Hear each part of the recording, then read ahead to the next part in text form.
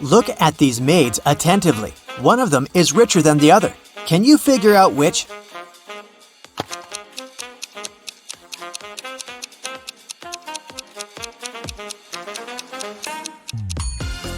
Even though the maid on the left is in a luxurious apartment, she just cleans it. But have a look at the maid on the right.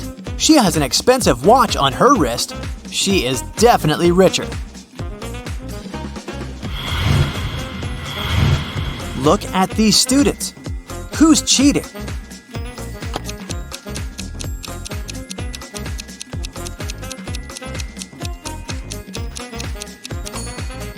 The guy in the front row. He's balancing an open book on his foot. Mrs. Lawrence went missing on Friday. Her husband informed the police, and they started an investigation. The last person to see the woman was a shop assistant in a jewelry store.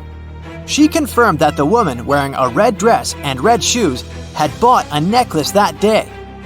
On Saturday, Mrs. Lawrence called the police herself. She whispered, "I'm locked in some house. I managed to find a cell phone, but I may be discovered at any—" The call got suddenly interrupted. The police officer who had been talking to her managed to track the call, but she could only figure out the street. Look at the houses in the street and try to figure out where Mrs. Lawrence is kept.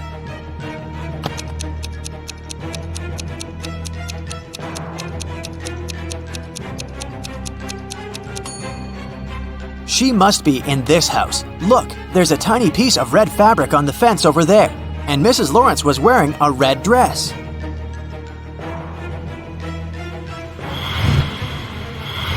Ten witches met up for their annual coven. The head witch looked at the rest of the group and exclaimed, "According to the laws of our community, we can't live among people or communicate with them. And still, one of you has broken this rule." Look at the witches and find out who it is.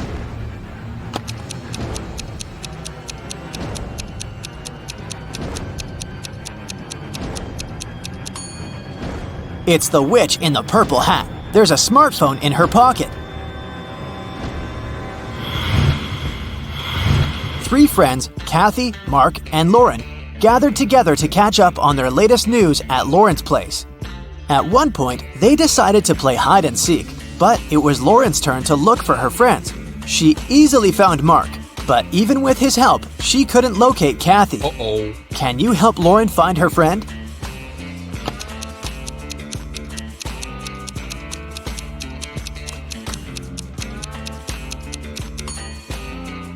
She took her task seriously. Look, she's hiding in a trash can. Ew. Discover the Sun was a very popular travel agency. It sold package tours to the hottest and most exotic destinations. But one day, the police found out that this company helped criminals flee the country. They also learned the exact date when it would happen the next time. On that day, several police officers arrived at the airport.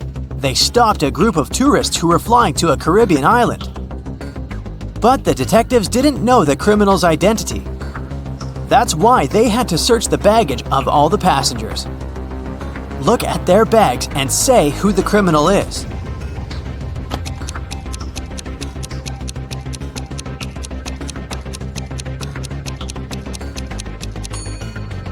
It's the young woman on the left. If she's going on a package tour to a hot place, why does she need a winter jacket?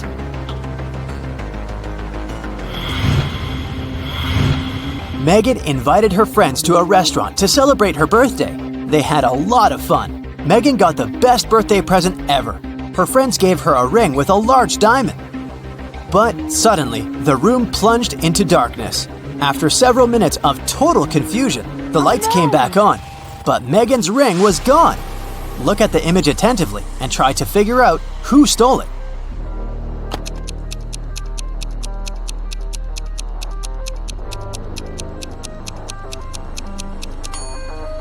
It's the waiter. Look at the glass he's holding. He put the ring inside. Now there's much more water in it. Jacob's girlfriend, Nicole, loved riddles. One day, she was on a business trip to France. She called Jacob and told him it was her relative's birthday. Could you go and congratulate my family member, please? When the guy asked her which relative he had to visit, Nicole answered, It's the daughter of the only son of my grandfather. Who is this mysterious relative Jacob is asked to congratulate?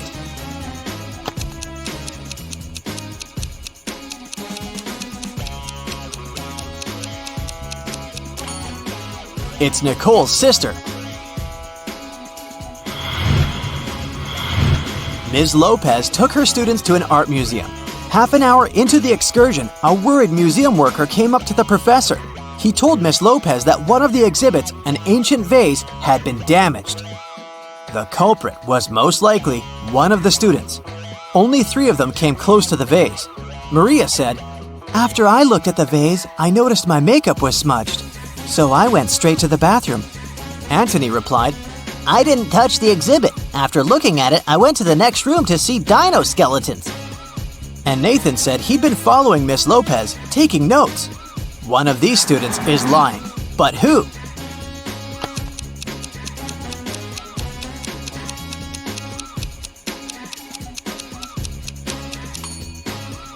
Anthony. There are no dinosaur bones in the art museum. Tyler made a bet with a friend that he could get out of any locked place. The next thing he knew, he was in a large room, locked in a cage. There were 3 levers in the wall next to the cage. If he pulled the first lever, he would let hungry lions into the cage. The second lever would fill the cage with water. And the third lever would activate a special mechanism. It'd make the top of the cage move down towards the bottom, crushing everyone and everything inside. Which lever should Tyler pull to survive?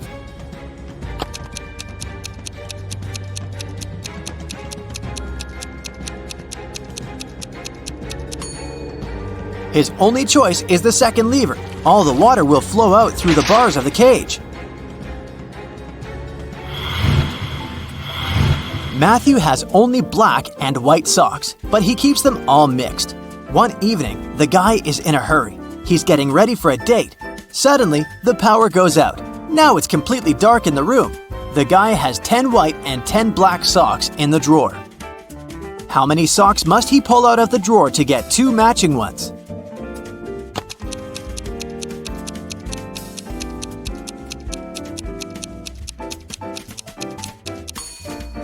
Just 3. In a set of 3 socks, he's bound to have 2 socks of the same color. Dennis, Maria, and Julie were at a party. They decided to play a game. There were 5 hats, 2 red ones and 3 yellow ones. The friends closed their eyes, took a random hat each, and put them on their heads. Then they opened their eyes and looked at one another. Each of them had to guess what color the hat on their head was. Dennis and Julie said they didn't know, but Maria exclaimed that she knew the color of her hat. What color was it?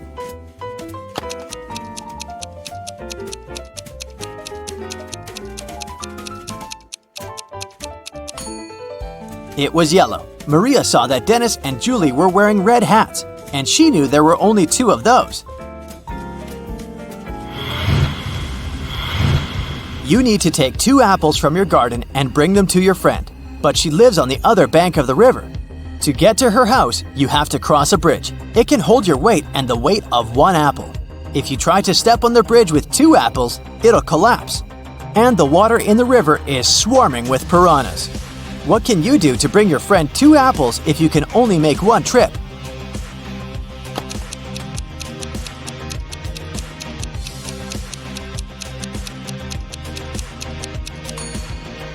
You should cross the bridge while juggling the apples.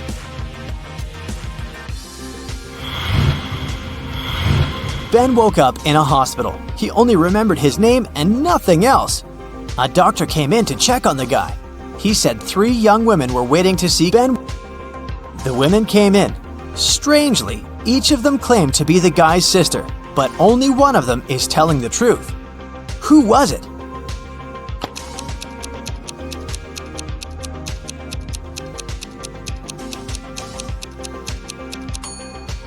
The one girl in the middle.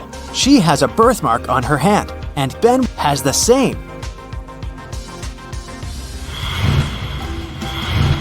two roommates, Hannah and Megan, were walking home after doing their weekly grocery shopping. Hannah kept complaining about how heavy her bags were.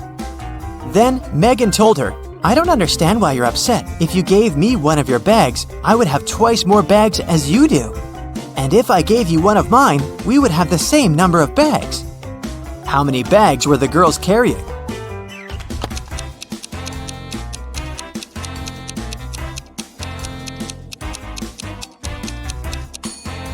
Megan had 7 bags, while Hannah was only carrying 5 bags.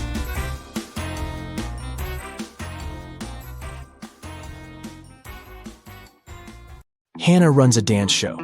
She arrived in Finland with the 3 best dancers to perform during the winter holidays. On the first day of the trip, Hannah started to feel really bad and was taken to the doctor. After examining Hannah, the doctor claimed that someone had poisoned the girl. Hannah's manager flew in to interrogate each one of the dancers and find out if they'd had anything to do with what happened to Hannah. Kira said that she and the other girls had left the hotel early in the morning to explore the city. She also mentioned that Hannah had stayed behind to do a conference call in her room. Pam said she had spent the afternoon swimming at the beach, and that when she returned, she noticed Hannah was looking pretty bad. April said she decided to go to the museum all by herself since the other girls didn't want to join her.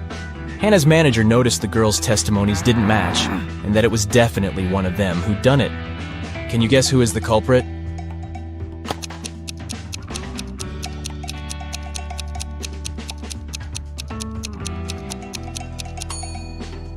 It was Pam. Oh, no. She mentioned she'd gone to the beach, but it's wintertime in Finland. The water is freezing and mainly frozen this time of the year. She should have worked better on her alibi. Oh no! Hannah's manager called the police, and they arrested Pam. Kira and April felt bad for their friend, but they still had to put on a show, and now they were a dancer short. The girls decided to look online for a new dancer. They found 3 girls who might do a good job at replacing Pam. Deborah, Lily, and Sally. One of the girls is a perfect match for the trio. Can you guess who?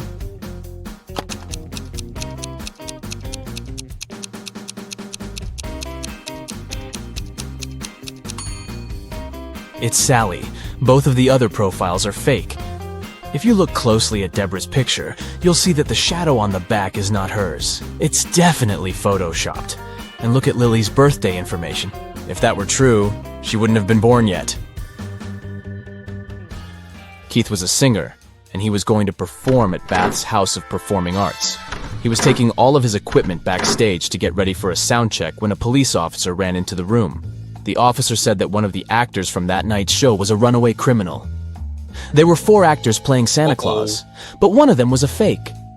Take a look at their bags. Can you figure out who the criminal is?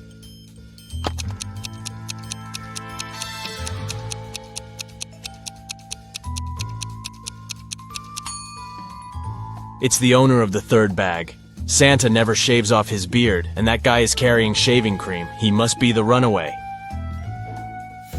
Becky just bought new augmented reality goggles. She decided to play one of the games available, and this picture popped up right in front of her. These 3 people sure are in some bizarre situations, but which one doesn't make any sense?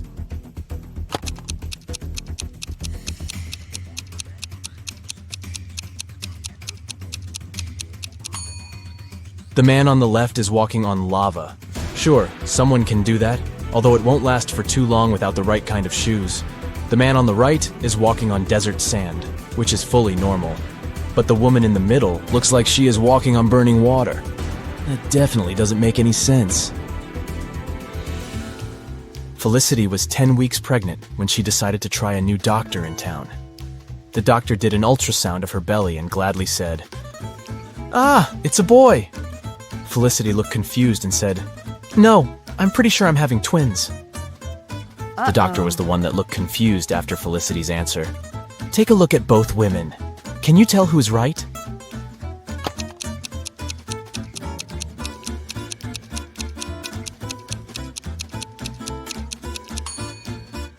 Felicity is right. I mean, take a look at this doctor. She isn't even a real doctor in the first place. She's not wearing proper medical attire, and she doesn't look like she knows what she is doing. Alex watched one too many Indiana Jones movies and decided to go to Egypt to explore ancient monuments. He spent days and days walking underground to try to find something valuable. One morning, when exploring a crypt, he ran into a huge wall full of symbols. Among the symbols, there was an encrypted message. It went like this: sun plus sun equals sign, moon plus moon equals sign, wave plus wave equals sign. Can you help Alex figure out the encoded message?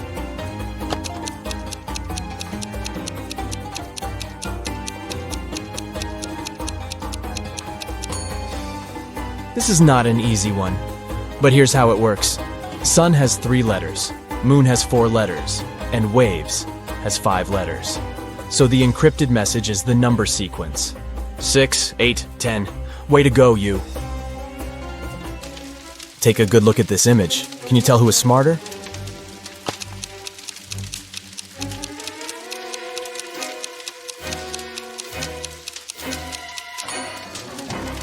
Let's see. There's a part of the house on fire, so ice would be a bad way to try to extinguish it.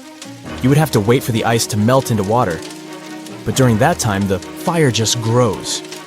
Liquid water is the best medium for rapid extinguishment, so the person on the right looks like they know what they are doing. Aura had been searching for the entrance to Bythia, a hidden city inside a mountain, for ages. She searched the 7 seas and the 7 lands until she finally found a hidden door, guarded by 3 ancient creatures. She asked them if this was the entrance to Bythia, but they wouldn't say a word. Finally, the wise owl said she had to give a correct answer to a riddle from each creature, and only then they would tell her about Bythia. The wise owl said, "I have branches, yet I'm not a tree. I have a bank, yet I hold no money. What am I? Can you help Aura out?"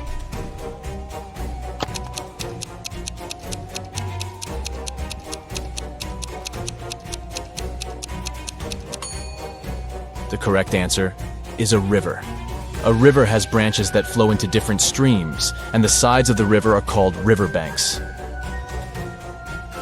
The fox was up next, and his riddle said, "I have a bed, yet I don't sleep. I have a mouth, yet don't eat. What am I?" Aura took a while to figure this one out, but she got it right. Can you guess what she said?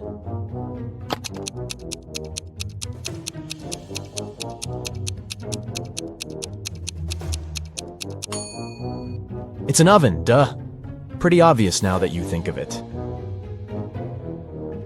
Up next was the deer. He said, "I have a face, yet no eyes to see. I have a tail, yet no ability to wag. What am I?" Do you know how to answer this one?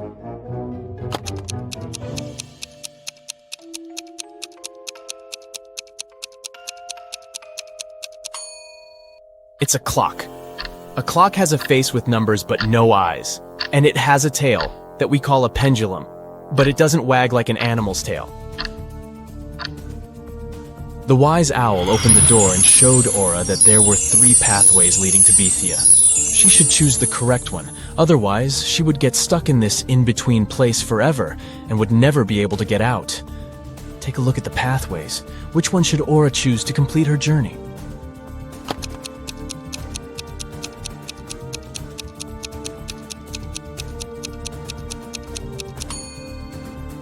The first pathway looks like it has some poisonous flowers. The air looks like it's filled with their poisoned pollen, so that wouldn't be a nice one to go. The second pathway has dozens of angry-looking stags that could harm Aura, and the last one has a big lake that leads into a trail. She should go with the last one.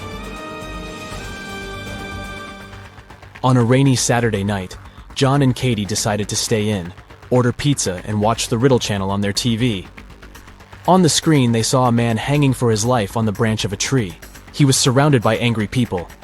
Down below, there were a group of guys with huge bats waiting for him to let go of the branch, and above him was an angry guy on a helicopter ready to grab him. Is there any way the guy can escape this trap?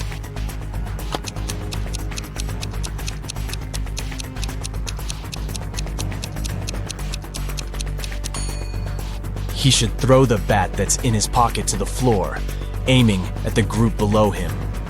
Hopefully, it would hit the guys below on the head, so he could let go of the branch and run as fast as he could into that nearby tunnel. This way, he'd escape the helicopter dude as well.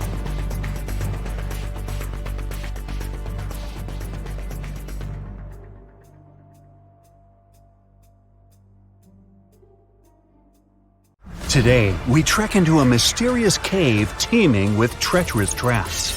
They will test how your brain works in extreme conditions. And if you pass them all and come out alive, congrats! You have ultimate survival skills. Please remember to share your results in the comments. Here we go. You enter the cave and find yourself in a pretty large hall where strange little people in weird masks meet and greet you. They take you to a table in the middle of the hall, and they seat you in front of it, gently but firmly. One of the masked individuals puts 3 muffins on the table before you. You're pleasantly surprised by their hospitality, but they start sneering under the masks, and you realize there's something wrong with the treats. It's the first trap. The person who laid out the muffins on the table explains what's inside the muffins in a creaky voice. The first one has some boiled nettle leaves in it. The second one is swarming with live ants. And the third one is seemingly filled with chocolate, but it's actually mud. So, which one would you choose to eat?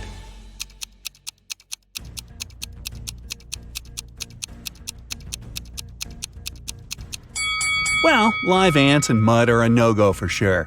Even though ants might actually be edible, who knows what species they belong to? And it's also yucky, truth be told. But surprisingly, boiled nettle leaves are a-okay to eat, despite nettle being a plant that burns your skin upon touch. It only does so when it's fresh. Boiled leaves lose their burning quality, and nettle soup is an actual dish in many cultures, so we settle for the nettles. You've happily wolfed down the nettle muffin, quite yummy by the way, and the little masked people let you through to the next chamber. As you walk down the hall, suddenly the floor starts shaking, and before you can leap to safety, it crumbles beneath your feet, falling down and taking you with it. You hit the floor, rise to your feet, and when the dust settles, you see you've ended up in a room with 3 doors. Great, it's another trap. Each door has a warning sign on it, and there's also a panel with 3 levers marked A, B, and C. Of course. Each of the levers opens a specific combination of doors, not just a single one. The sign on the first door says it contains swarms of mosquitoes just waiting to drink you dry. There is toxic gas behind the second door, which will fill the chamber you're in as soon as you open the door. And the third door releases a powerful stream of water that will wash away everything it hits, but it will only last 30 seconds. The A lever opens the mosquito door and the gas door. Lever B will open the gas door and the water door. And the C lever will release the stream of water and the mosquitoes. Oh goody. Which one would you pull?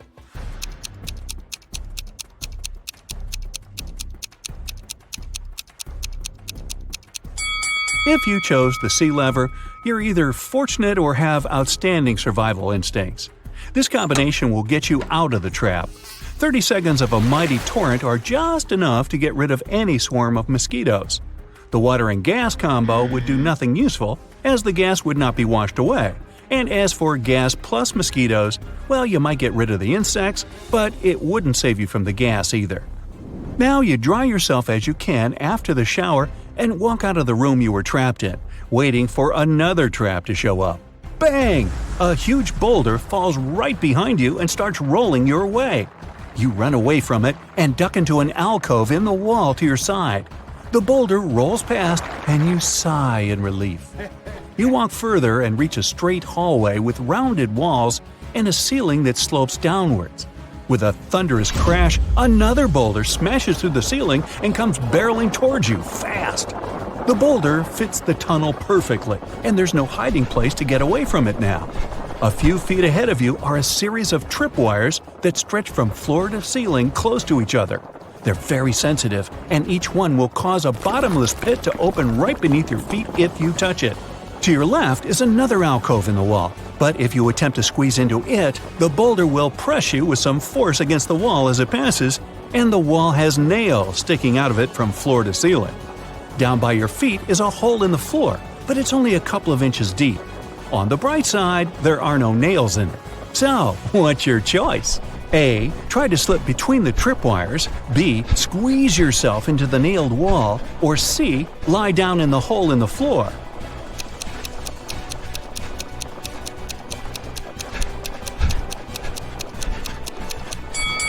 Even if you're skinny enough to gingerly slip past the tripwires without touching them, it requires some time to do so, and you don't have that luxury. The boulder is rolling right behind you, remember? Also, there's a very high risk of activating the wires and getting flung into the abyss. The hole in the floor looks like the safest option, but it's only a couple of inches deep. Unless you're just a couple of inches thick yourself, you have every chance of becoming so, thanks to the boulder behind your back. In fact, the alcove in the wall with the nails in it is your only chance of survival. Remember yogis and magicians who can sit on a bed of nails without any harm? They can do that because the principles of pressure work in this case. Pressure is force divided by area. The larger the area, the less the force, and vice versa. So, even if you're pressed against the nails in the wall pretty hard, they won't even break your skin because the surface area of your body is large enough to prevent that. Whew! You take a deep breath after the boulder rolls past you and go down the passage to find yourself in the next chamber. The first thing you see is a door with a large lock at the other end of the room and a timer right above it. It shows 60 minutes, and the countdown starts as soon as you enter the chamber. There, you notice 3 large transparent jars on the right-hand wall. Each of them contains a key, which seems to fit the lock on the door. But there's an unpleasant surprise in each of the jars, too. The first jar has venomous snakes inside, the second one is full of acid, and the third one is filled with boiling hot water. You have nothing to use to get the keys out of the jar but your own hands, and the timer goes on ticking.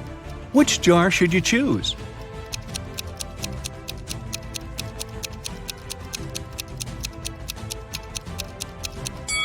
Snakes won't bite unless you scare them, and trying to get the key from their jar definitely qualifies as a scary action, so don't even try that one.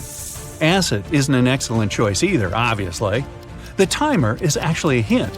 Hot water cools down with time, and an hour is more than enough for it to become lukewarm. Just wait until it's cool enough to be bearable and get that key. You happily open the door and find yourself in an open, sunny glade somewhere deep in the unknown woods. You've made it out, but how do you get back home? In the sky, you see a helicopter flying by. It seems they don't see you. The chopper almost flies away, and you need to do something quick to make the pilot notice you. In the grass in front of you, there's a box of matches, a pile of large twigs, and a pocket mirror. What should you do?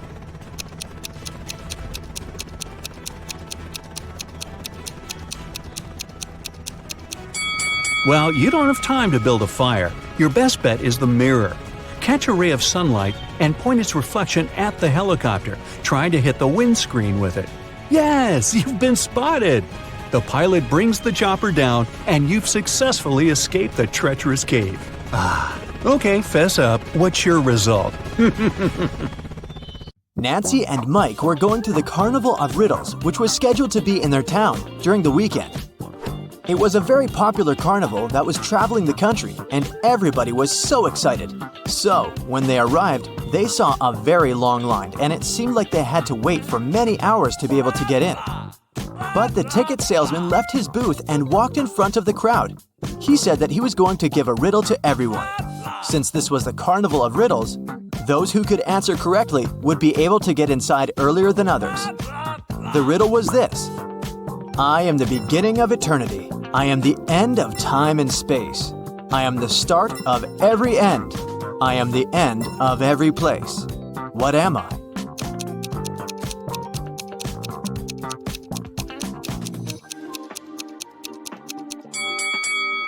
The answer is the letter E. Nancy and Mike were so happy that they knew the answer and didn't have to wait to get in. But even though they were able to move in front of the line, they still had to pay for the tickets. But they were so expensive. The salesman offered them another riddle. If they could answer it, he would give them a 50% discount. I have an X number of candy apples. If I count them by 3s, the remainder is 2. If I count them by 5s, the remainder is 3. If I count them by 7s, the remainder is 2. How many candy apples do I have? Mike was kind of a genius, so he knew the answer immediately. Do you?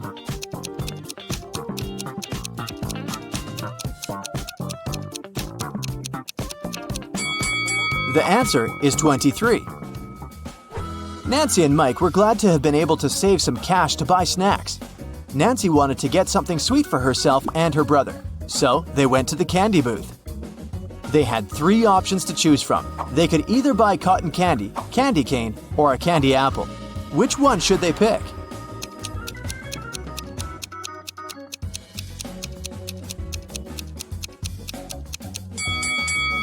Take a closer look at the cotton candy. There's a teeny tiny spider stuck inside. Yikes! And did you notice that little apple worm inside the candy apple? That's never good.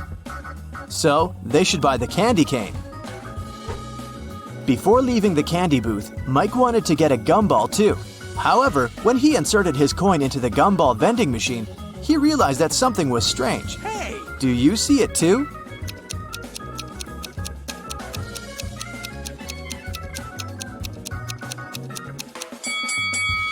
Look inside the machine carefully. Not everything in there is a gumball. This and that are eggs. How weird is that? Hey! After eating their candy, they came upon a tent with a sign that said, "Enter if you want to see real magic." They were intrigued, so they decided to walk in. There were 3 different magicians. The first was holding cards in his hands. Then, he made them disappear. The second one also had cards, but he was making them levitate. And the third one put a pen through a card, but the card was unharmed after. Only one of them was capable of real magic, and the others were just doing tricks. Can you tell who?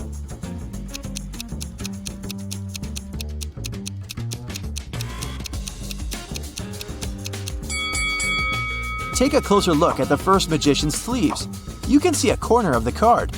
He didn't make them disappear, he just hid them. The second magician's cards are attached to a clear thread. You can notice it from where the sunlight hits. So the third one is the real deal. Mike was a fan of all things scary, so he convinced his sister to take the haunted house ride. As their cart moved inside the dark tunnel, they encountered 3 different monsters along the way. A zombie, a ghost, and a mummy. Little did they know that one of them was a real monster. Can you tell which one?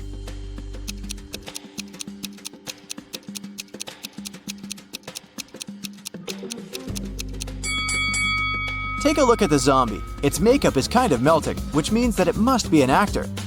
As for the mummy, look at his ankle. His skin slightly shows under all that mummy gauze. So he must be a dressed-up actor as well. That makes the ghost the real monster. So creepy. Nancy didn't enjoy the haunted house ride. She wanted her next ride to be something relaxing, so she chose the carousel. Mike decided to skip this one to explore the carnival more. They agreed to meet later. When Nancy arrived at the carousel, she saw that all the horse seats were taken, except 3.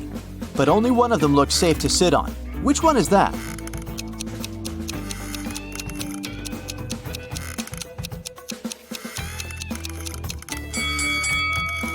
The second horse mount is cracked. It's not wise to pick that one.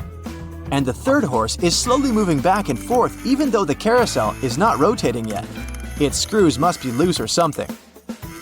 So, she should choose the first one. It's the cutest one anyway.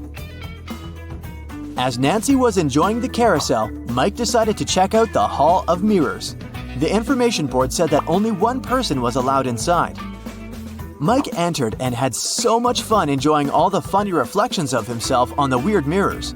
But then, suddenly, he screamed with fear. Why is that?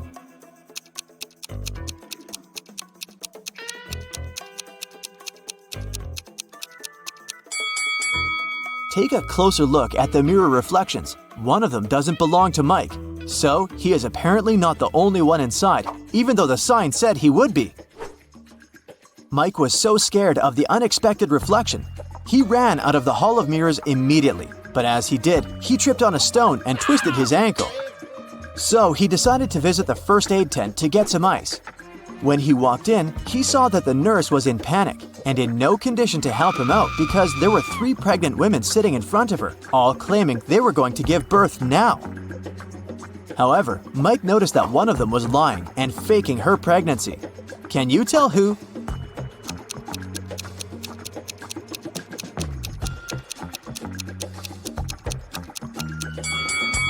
Girl number 3 is clearly the liar. Take a look at the ultrasound picture in her hand. It has the first girl's name on it. She must have stolen it from her, so she's only pretending to be pregnant. Once the real pregnant ladies left for the hospital, Mike was able to get some ice for his ankle and went to meet his sister. At that moment, they heard an announcement coming from the stage. "Ladies and gentlemen, gather up to see the strongest man alive. Don't believe me? I'm not lying. Here he comes. See him with your own eyes." Nancy and Mike wanted to see who this man was, so they joined the crowd. A muscular-looking man entered the stage. He said, "I will prove to you how strong I am by breaking this thing with my bare hands. But first, you have to guess what it is. Here is my riddle to you. There was a greenhouse. Inside the greenhouse, there was a white house. Inside the white house, there was a red house. Inside the red house, there were lots of little ones." Nancy knew the answer, so she yelled it out. Can you guess?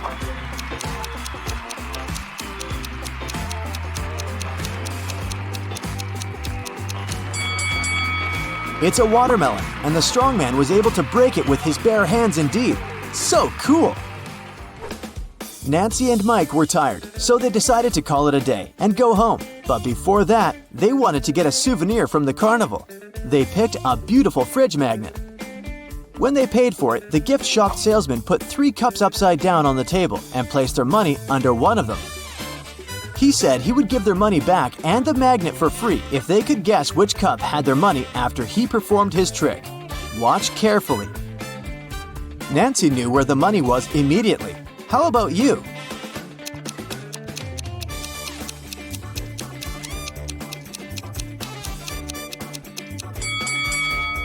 It's here. You thought it was under this one, right? Watch it in slow motion again. Do you see the salesman putting the money under that one with a quick hand movement? Nancy noticed that. What a fun day! A mysterious, daring thief committed a series of bank robberies in the city. The criminal is acting with a unique style. He leaves enigmatic pictures with 2 symbols at each crime scene. Detectives are confused.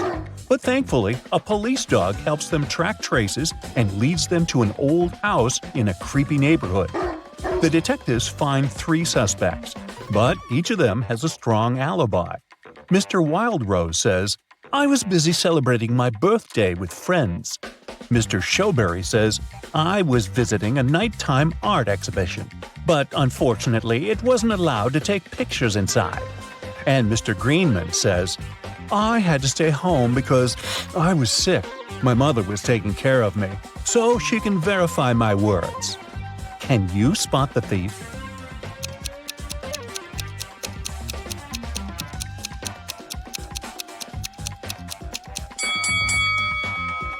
Do you remember the picture of the crime scene? It shows a snowflake and a berry.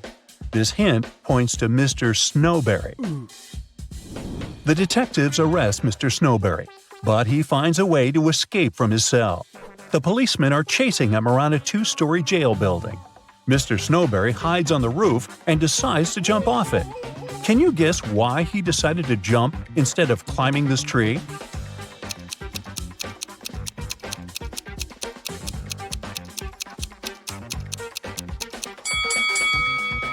If he climbs the tree, he'll disturb these birds. They'll fly away, and the police will notice him.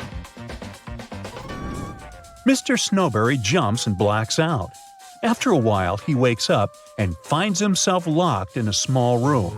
Mr. Snowberry looks around and finds a door. He tries to open it, but it's locked. He notices 3 buttons on the door. There's a circle on the first button, a triangle on the second one, and a square on the third button. He doesn't know which one he should press to unlock the door. Luckily, he finds a note with 3 numbers, 12, 4, and 8. Can you guess which button he should choose?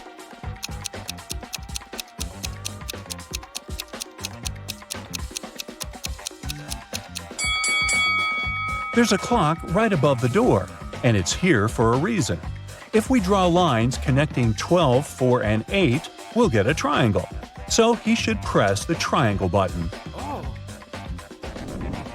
Mr. Snowberry manages to escape. He's starving and makes a stop at a restaurant. The waiter brings 2 trays of food. There are 3 differences between these meals. Can you spot them?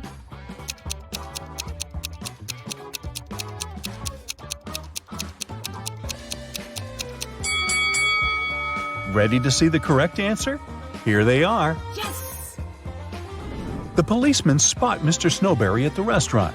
They begin to chase the criminal, and he hides in this street. Can you help them find Mr. Snowberry?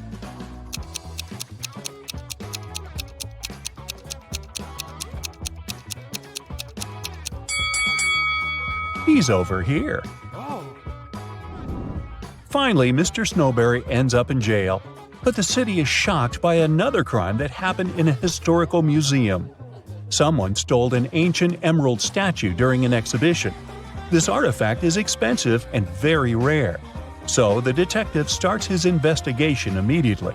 He finds 3 suspects who were standing close to the crime scene, but each of them denies any involvement in the theft. Jeff says, "I was recently released from prison. I'd like to recover my reputation, so I avoid any trouble with the law." Peter, who claims to be a writer, says, "I would never risk my reputation for the sake of some stupid statue." And Frank says, "Sir, I'm a billionaire. I have enough money to buy this entire museum." Who is lying?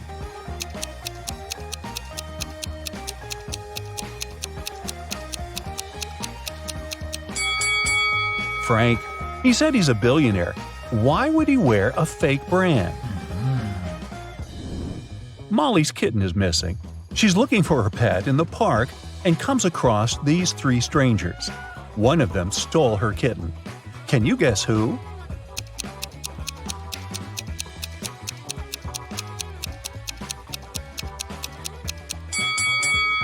The first lady is just holding a bag with a toy cat. The second lady is pregnant. But the third guy is hiding a real kitten under his clothes. A weird incident happened at Mr. Green's hotel. All the fish disappeared from the aquarium. It's late, so Mr. Green suspects only 4 employees. Bobby, the porter, says, "I spent the whole day carrying guest bags, so I simply didn't have time for any thefts." The cleaner, Amy, says, "When I arrived at work, the aquarium was already empty." The waiter, Harry, says, "I was working all day, so I didn't walk near the aquarium." Meanwhile, Mary, the manager, says, "I don't like fish at all. I prefer dogs." After hearing their stories, Mr. Green knows for sure who stole the fish. What about you?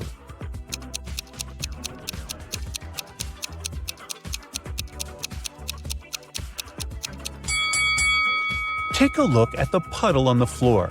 Seems like Harry has recently gotten soaked, probably because he was trying to catch the fish from the aquarium. Oh no! Lauren checks into Mr. Green's hotel. In the lobby, she meets 3 porters who offer to take care of her luggage, but only one of them is trustworthy. Can you guess who?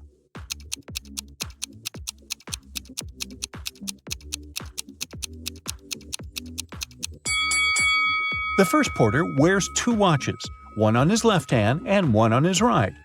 The left watch is too big, so it's probably stolen. Really? It's not safe to trust your luggage to a thief.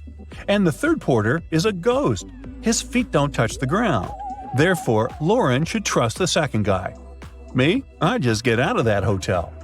Anyway, Lauren goes to the local nightclub. Kyle, Tom, and Nick invite her to dance. But only one of them is safe to dance with. What's your guess?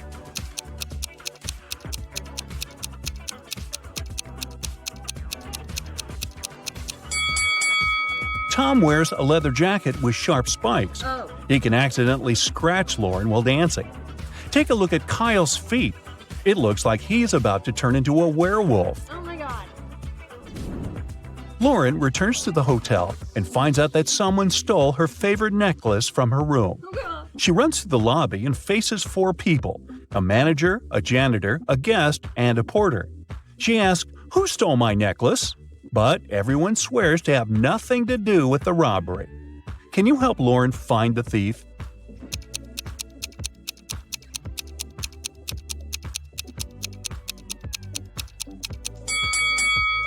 It's the manager. She hid Lauren's necklace in her glass of water. What? The next morning, Lauren is having breakfast in the garden. Suddenly, somebody pulls a paint bucket prank on her. Take a look at the hotel guests. Can you figure out who did it?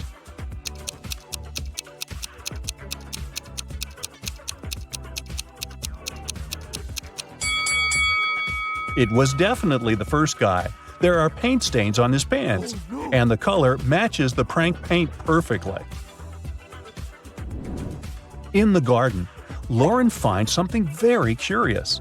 It's not alive, but it has 5 fingers. What is it?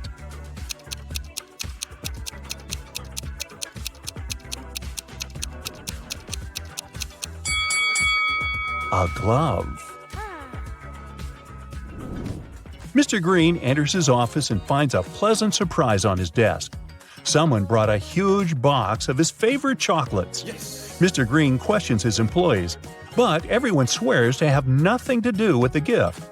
The cleaning lady, Glenda, says, "Sir, I haven't entered your office room yet. I was too busy cleaning the bathrooms." The hostess, Holly, said, "I entered your room 2 hours ago to bring some documents. I didn't notice any chocolates." And the manager, Kara, said, "Wow, I had no idea you like chocolates. I started my shift 30 minutes ago and I didn't leave the lobby." Who's the secret admirer? Can you guess?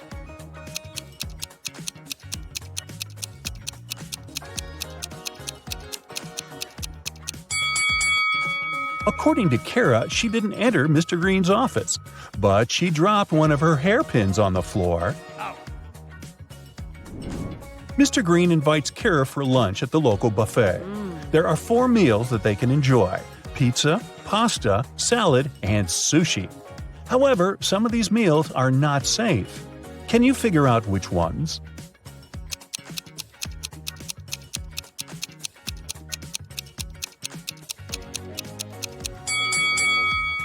This pasta contains shoelaces, so it's not safe to eat. And there's a bee sitting on the sushi. It can sting, so this option isn't safe either.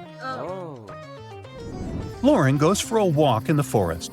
Suddenly, she sees a weird cave with mysterious lights. Oh my god. She enters the cave and gets teleported to a parallel universe.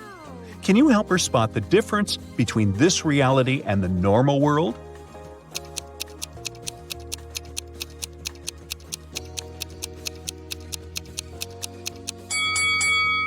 This lady is wearing shoes on her hands. Well, that's weird. Lauren meets a wizard who promises to send her home. But first, she has to crack his riddle. Spelled forwards, I'm what you do every day. Spelled backward, I'm something you hate. What am I?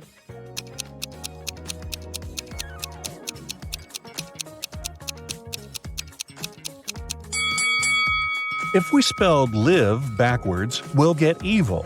So the correct answer is live. Harry and Larry are twins. They were born in May, but their birthday is in June. How is this possible?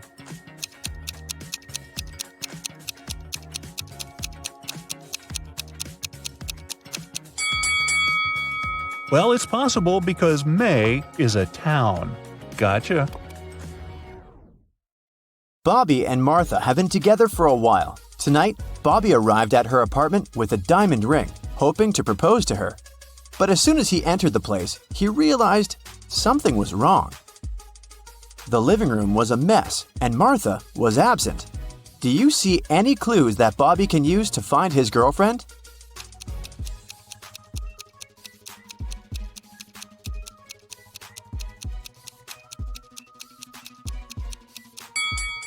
Look at the mirror. Martha drew an encoded message with her lipstick. There's cherry and 3 numbers. 1, 8, 5. But what does it mean? The numbers correspond with 3 months: January, August, and May. The first letters of these months form the word jam. So Bobby should take a look inside the cherry jam jar. Bobby opened the jar and discovered the next clue. He found this piece of paper with the following image. Can you help him crack the code?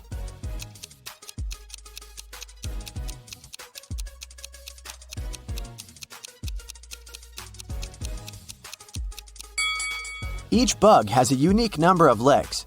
The first is 5, the second is 3, the third is 8, and so on. The result is a 10-digit phone number that Bobby should call. Bobby made a call, but someone hung up. Instead, they sent him this emoji message. Can you guess what this rebus means?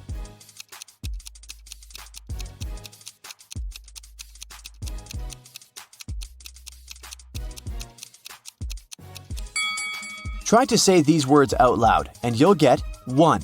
Okay, lock, tea, rain, or 1 o'clock train.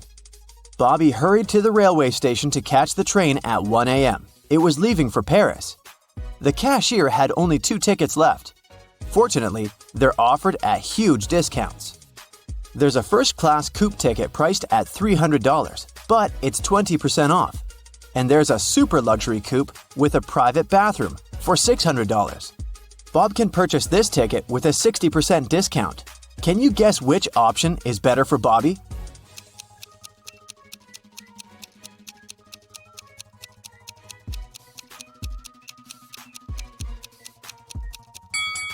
With the discount, both tickets have a similar price, $240. So, Bobby should probably buy the luxury coupe and enjoy his private bathroom. Bobby got on the train and dozed off for a while.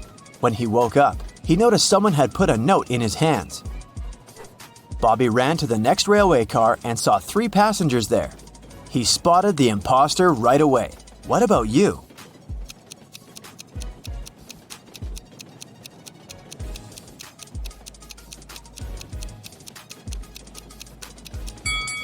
This guy on the left is reading his book upside down. The train arrived in Paris and the suspicious guy ran away. Bobby followed him to the basement of the railway station. The guy disappeared, but Bobby got lost. He wandered around for a while and saw these 3 elevators with trapdoors on the roofs. To escape from the basement, he must climb out through one of the trapdoors. But there's one problem. Each elevator has something on the hatch: fire, heavy stones, and a flowing water pipe. Can you help Bobby make the right choice?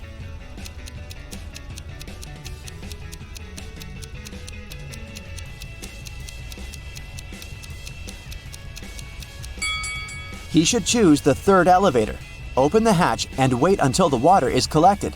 Then he can climb out through the trapdoor. Finally, Bobby got out and found himself in the middle of Paris. He checked his pockets and found the note that someone had given him on the train. It said, "What can run but never walks, has a mouth but never talks, has a head but never weeps, has a bed but never sleeps." Can you help him crack the next clue?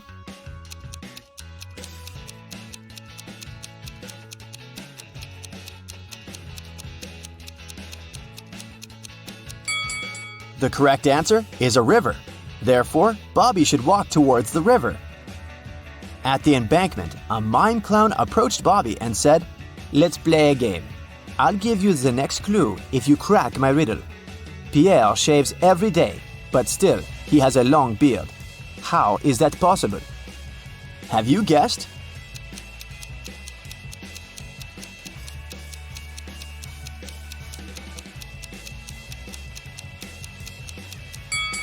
Pierre is a barber. The mime handed Bobby car keys and pointed to this parking lot with 3 identical cars. Can you help Bobby decide which car belongs to the key?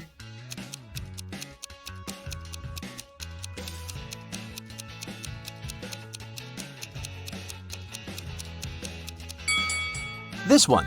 Don't try to look for clues in the key. Bobby's name is written on the left side of the car window.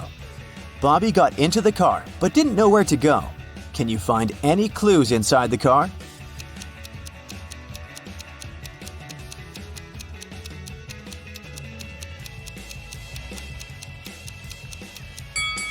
There's a picture of a lion in the place where people usually put the navigation. Therefore, Bobby should go to Lyon.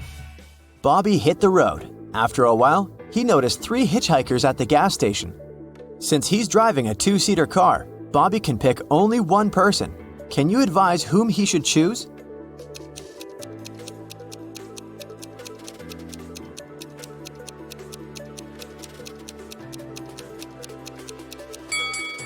This pretty woman is a runaway criminal. Look at the poster on the station wall. It's her face. And this harmless-looking old lady is a werewolf. Look at her toes. She has already begun to transform because it's a full moon. Although, the third guy looks like a boxer. He's still the safest option among them. Bobby made a stop in a picturesque village to grab some food. He ordered a meal and prepared to pay, but he didn't find his wallet. A thief took it and ran away. Bobby followed him, but the criminal was running too fast. He hid in one of these 3 cabins. Can you help Bobby identify where the thief is hiding?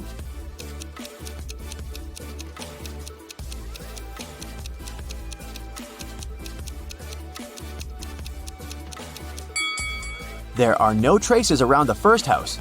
No one walked around it for a while. As for the third house, there are too many people inside it.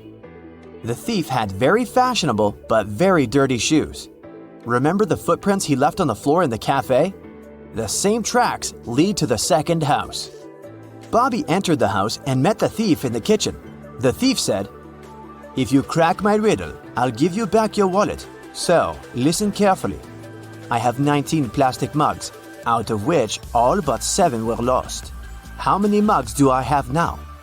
Can you help Bobby out?"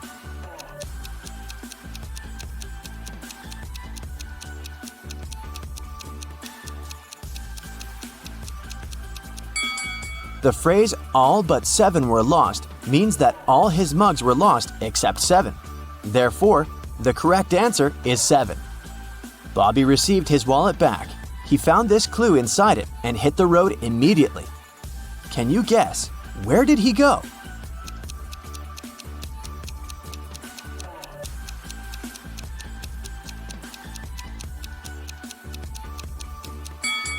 To the fountain at the Central Square in Lyon.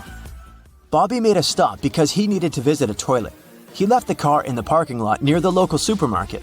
When he returned, he faced some bad news. Someone left scratches on the car. Bobby decided to interrogate 3 people standing nearby. Josh said, "I didn't see anything suspicious. I've been shopping inside the supermarket when this crime happened." Bella said, "Sorry, I was walking the dog and filming a video for my social media. I didn't even look at the parking lot." And Kyle said, "I've just arrived to grab some milk. I have to hurry. My wife is waiting for me at home." Who's lying?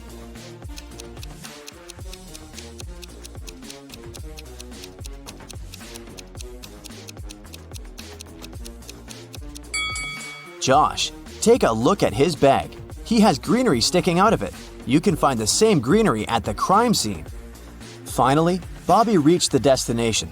Near the fountain, he noticed 3 musicians wearing hats and mustaches. They prepare to play a concert.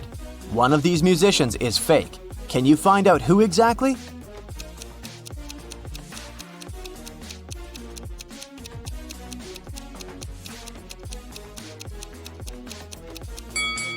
The second musician isn't real. There are no strings on his guitar. Bobby approached the fake musician. It turned out to be his girlfriend Martha in disguise. She offered him 3 boxes to choose from. One of the boxes has a ring. There's a statement on each box, but only one of them is true. Can you help Bobby find the ring?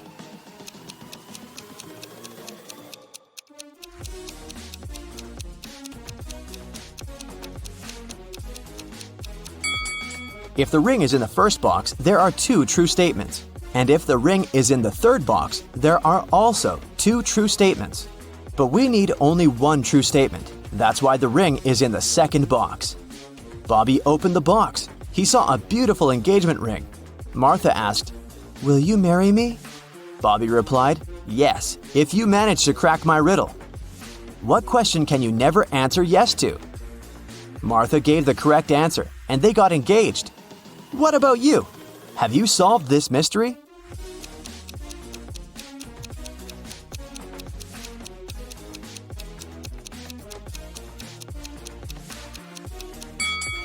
There are several possible answers. Here's one of them.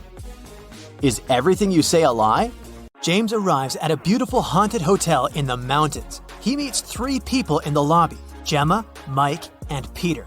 Each person claims to be the hotel manager. Can you help James figure out the real one?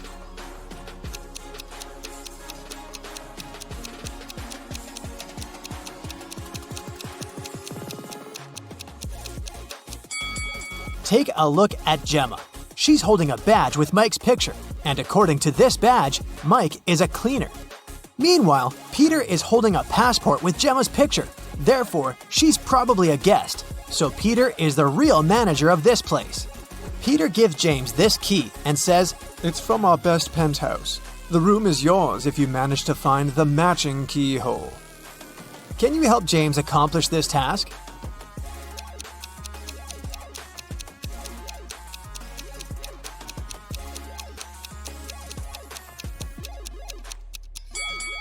He should choose the third hole.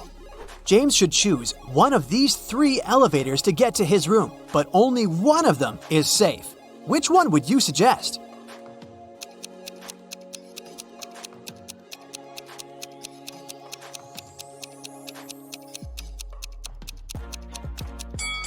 There's a ghost hiding in the mirror inside the first elevator, and the third one doesn't have any floor, so he should use the second elevator. James is walking down the hallway and spots 3 weird details. Can you see them too?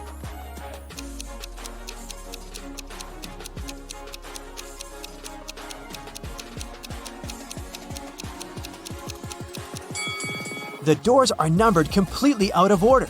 This painting on the wall is moving, and there's a snake hiding inside this plant. James enters his penthouse, but he immediately runs away screaming. Why?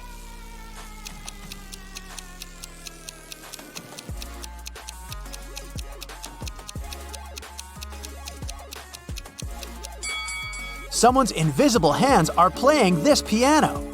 James asks Peter to give him another room. Peter offers him 3 options. Which one should James choose?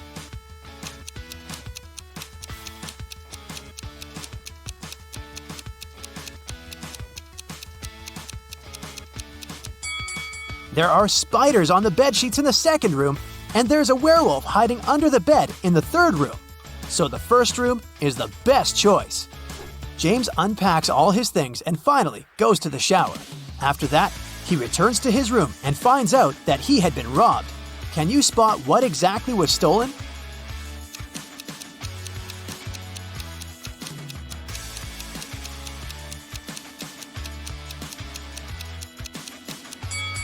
A box of matches, shoelaces, and a book.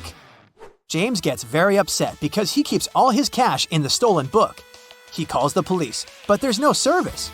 James hits the road and gets stuck in this traffic jam. Can you figure out which car should move first?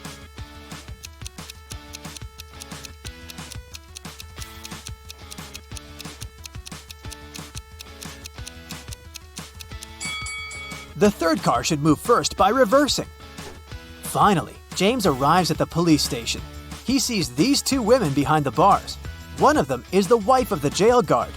Can you guess who?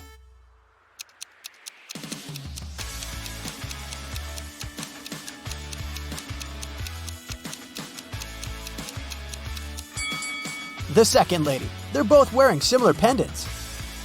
Detective Green listens to James's story and goes to the hotel.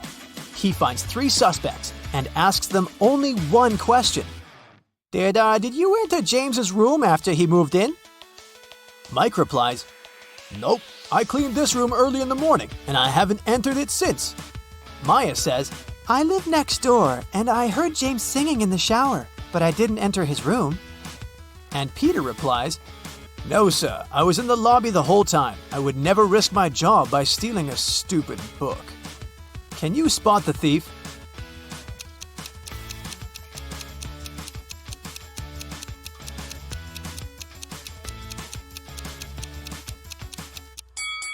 Peter. Detective Green never mentioned what exactly was stolen. The hotel owner fires Peter and offers his job to James. James agrees. The owner wants to check his logical thinking.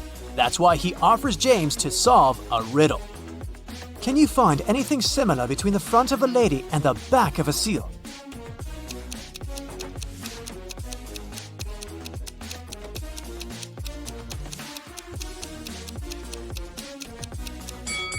The correct answer is the letter L. James gets the job. His first task is to take care of these 4 new guests who have just arrived, but only 2 of them are real. Can you guess who?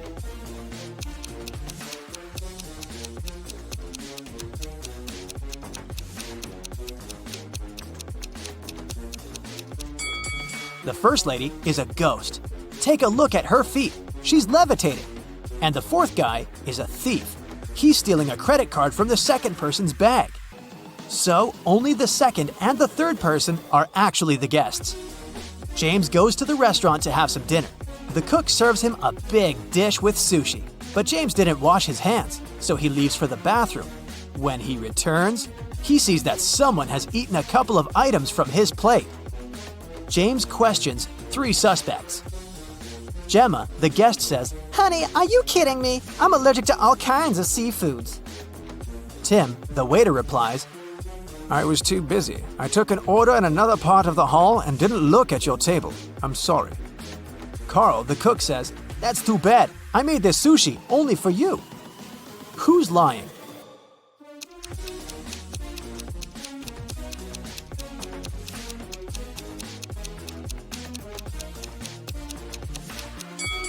Gemma, if she's allergic to all kinds of seafoods, why did she order this lobster? James goes to the hotel basement to check the storage room. This is how it looks right now. And this is how the storage used to look in the morning. Can you spot what's missing?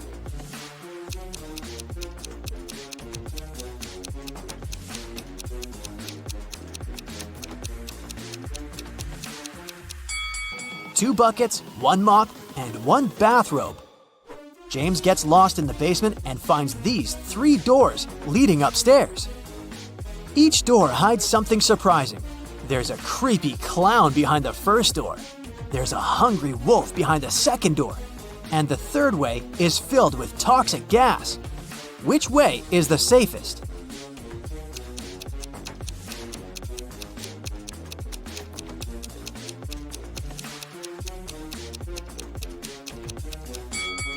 The first one.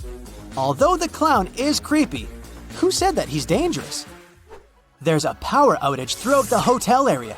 About an hour later, at 10 p.m., the local mechanics finish all repairs and turn the lights back on. James returns to the lobby and faces one of the guests, Nancy. She's crying because someone had stolen all the money and gadgets from her room. James finds 3 suspects and asks them just one question. What were you doing within the last hour? Kim says that she was just chilling in a restaurant and had nothing to do with the robbery. Alex spent all his evening skiing in the hotel ski resort. And Robin had just arrived from the city, and it was quite a quest to find the hotel in the dark. Who's the thief?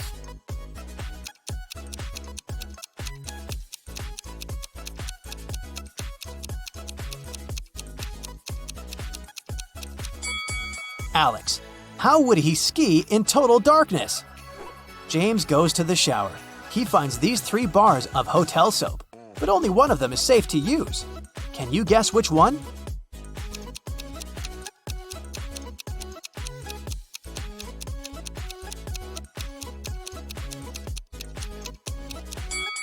The first soap had expired a long time ago.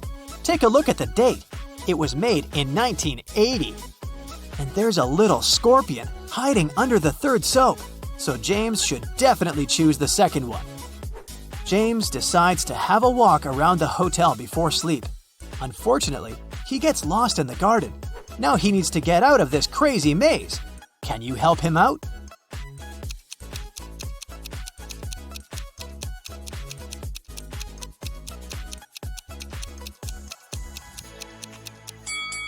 Here's the only way to escape from this trap.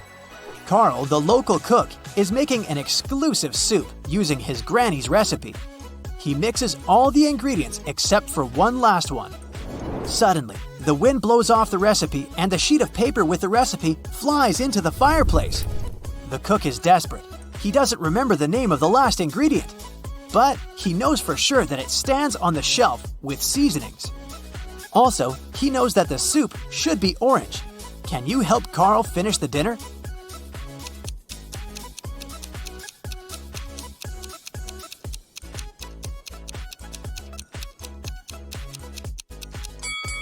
When you mix red and yellow, they turn into an orange. That's why Carl should add red and yellow spices. James reads the hotel reviews online. Lucy writes, "They gave me a room with a garden view, but I wanted mountains." But the food is still amazing. Giselle says, This hotel is so noisy and dirty. Carpets in the lobby are stained. Gross. 1 star.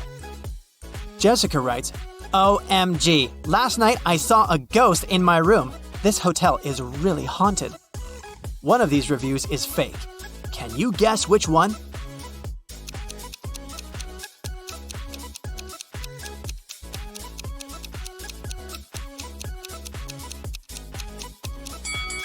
The second review isn't real. There are no carpets in the lobby.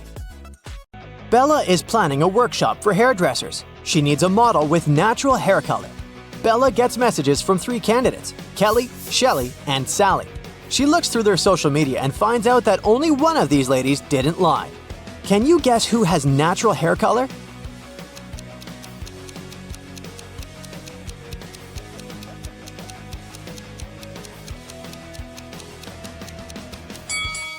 Kelly has gray roots, so she dyes her hair. Shelly has yellow blonde hair. It looks pretty natural, but it proves nothing. Meanwhile, Sally has red hair. And she has family pictures that show that her parents and siblings have the same hair color. So, Bella should choose Sally. The next day, Bella goes hiking with her friends, Jeff and Kim. They're hanging out on a high rock. Can you spot who's in danger?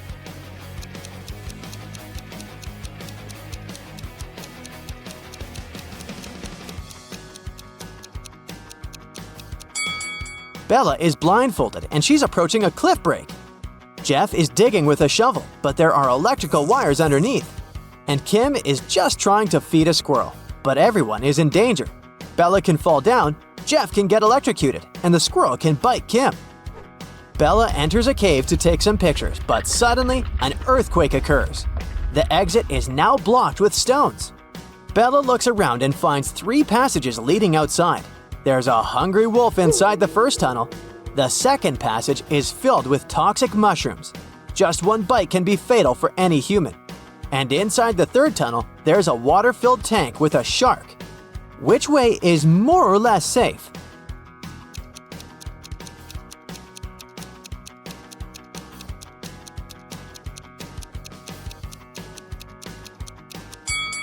Bella should choose the second passage.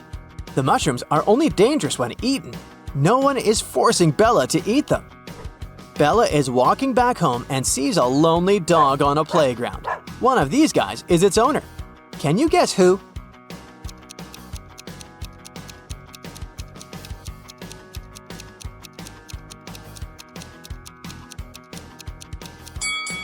The dog belongs to the second guy. He's skimming a newspaper to be able to look after his dog. Also, he's holding a collar that matches the dog's size. Meanwhile, another man is scrolling his feed on the phone and pays no attention at all. Bella arrives at work. She's been trying to open the door leading to her office, but it's locked. Someone changed the 4-number combination. Can you help her crack the passcode?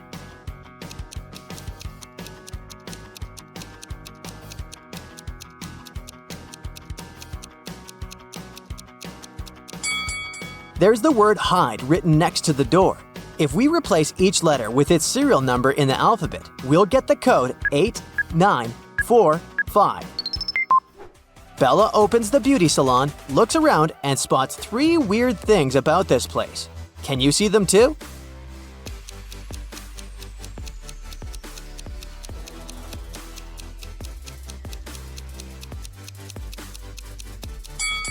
The mirror doesn't reflect reality.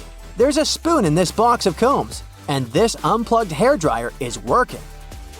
Bella hears weird sounds from the street. She looks out the window and sees 2 women and 1 man arguing. One of the ladies is his wife.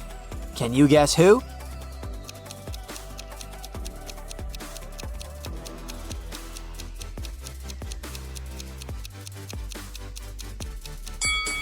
The man and the lady in a yellow shirt have matching rings. Therefore, she's his wife. 3 clients arrive at the beauty salon and ask for old-fashioned hairstyles. Bella takes a look at them and spots a ghost right away. What about you?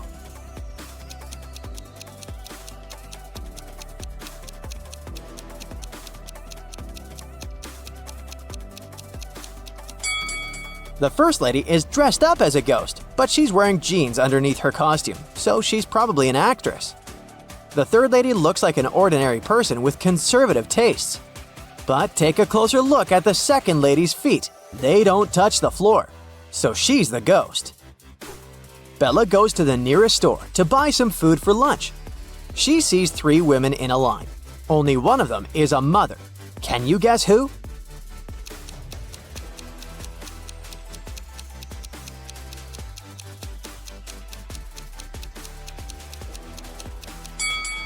The first woman has a cart full of goods including diapers, but the size is big, so they're for elderly people. The third lady is buying fireworks, soda, and red cups. But it proves nothing. She's probably just going to throw a party. Meanwhile, the second lady has a stain on her dress and she looks pretty sleepy, so she's a mother. Bella moves on to the next store. There's a line with 3 customers, and one of them is a thief. Can you guess who?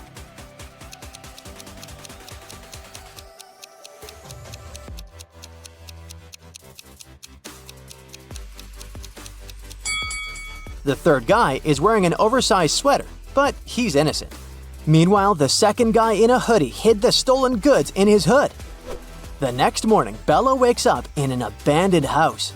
A creepy voice says, I'll set you free if you guess the password correctly. "Can you help her escape?"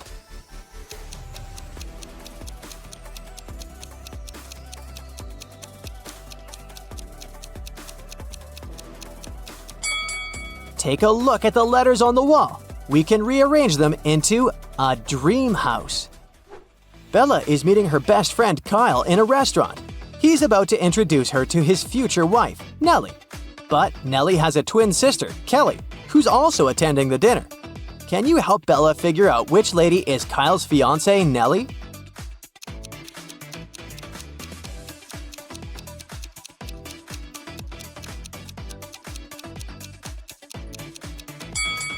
The twins look exactly the same, but Nellie has a heart-shaped necklace.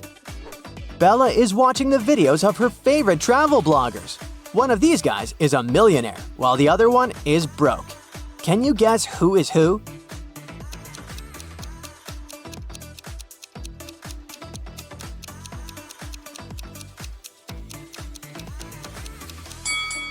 The first guy is broke. He photoshopped himself into this picture on the beach. The palm trees have shadows directed to the left. Meanwhile, his own shadow is directed to the right. Why would a millionaire fake his vacation? Today, Bella's beauty salon celebrates its 5th birthday. She invited a lot of friends, including her boyfriend, Tim. Before the event, she calls Bella, saying, "I'm at work, but I promise to be at the party at 9 o'clock." Tim comes over in 9 hours and 3 minutes. He brings pretty flowers and chocolates. But Bella bursts into tears because she's very mad. Why?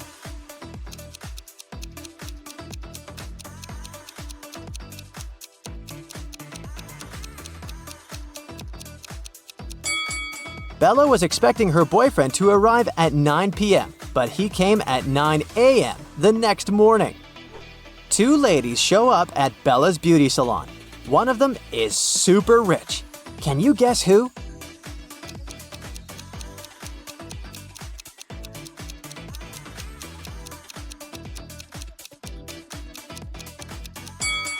The second lady is a bag designer. The first lady is wearing her brand. So, the second one must be really rich. Bella is attending Kyle's wedding. All of his friends show up looking rich and fabulous. Mike has a bunch of expensive gadgets. Chuck is wearing a brandy suit. And Lily is driving an exclusive sports car. But only one of them is really rich. Can you guess who?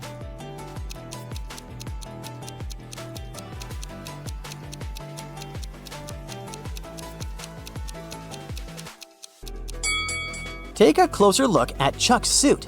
He didn't remove the price tag, so he's probably planning on returning it after the wedding. This fancy sports car doesn't belong to Lily. It's rented. Therefore, Mike is the richest person here. There are too many guests at the wedding for such a small cake. But Bella manages to grab a slice. She puts a plate with her cake on a table and leaves for 5 minutes to wash her hands. Then she comes back and sees an empty plate.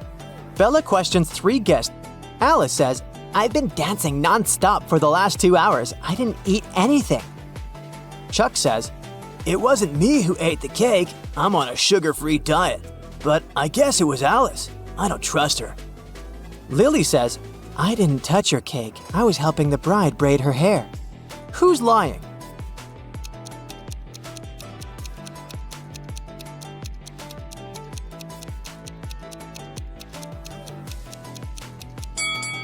Take a closer look at the bride's hairstyle. She doesn't have any braids. Therefore, Lily's story is fake. The wedding is going well, but at some point the bride notices that her diamond ring is missing. The robber manages to escape from the wedding, and he's hiding nearby. Can you spot him?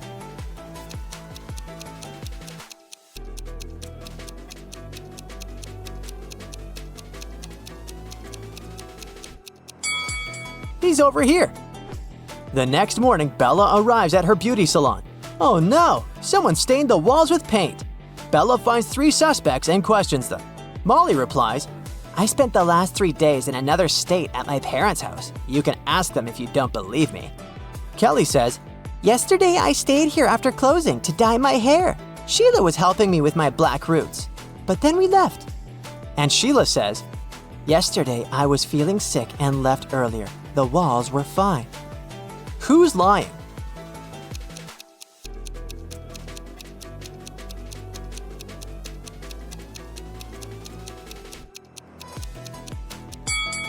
Kelly. She said she dyed her black roots, but they're still there. Joshua and Jeremy were going on a hiking trip to Adventure Mountains. They were about to leave their room to catch their train, but there's something wrong here. Can you spot the oddity?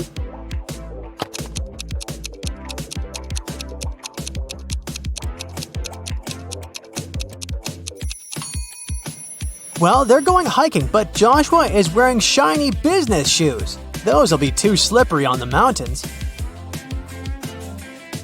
Once they arrived at the train station, Jeremy realized that he had forgotten the tickets. They went to the ticket sales booth to explain their situation. The salesman told them he might be able to give them new tickets, only if they could answer his riddle correctly. I stand tall, yet I never walk. With rocky peaks, I love to talk. Above the clouds, my head does rise. What am I that touches the skies? Can you figure out the answer?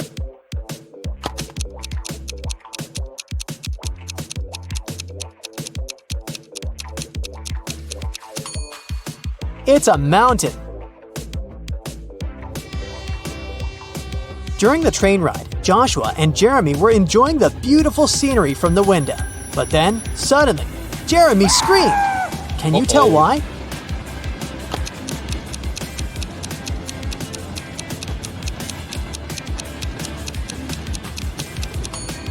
Take a look at the birds flying in the distance. Were you able to spot the small dragon flying with them? Well, Jeremy did. Joshua and Jeremy finally arrived at their destination. Before they started climbing up, they wanted to make sure their water bottles were full for the entirety of the hike. They saw 3 different drinking fountains from where they could fill their bottles. Take a look at them and tell me which ones they should pick.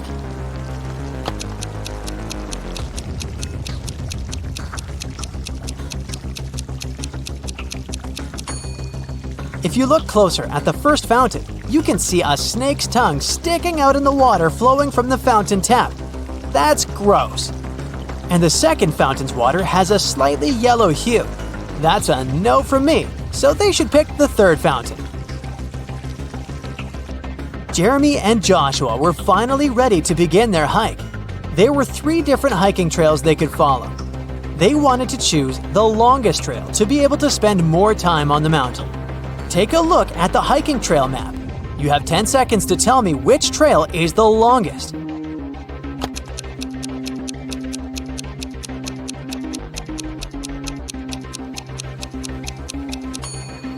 It's the second trail. During their hike, Jeremy wanted to take some photos for his social media account, so they decided to go off-path, deep into the forest. But suddenly, an elf stopped them and said, I am the guardian of this forest. I won't allow you to walk any further. Unless you know the answer to this riddle. I have cities but no houses, forests but no trees, and rivers but no water. What am I? Do you know the answer?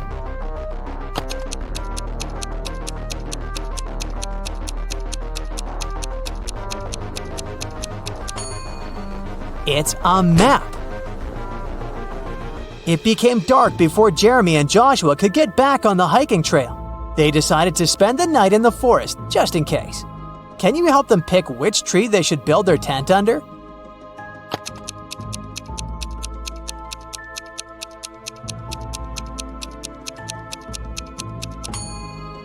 Do you see the snake hole here next to the second tree? The consequences would be disastrous if they built their tent above it.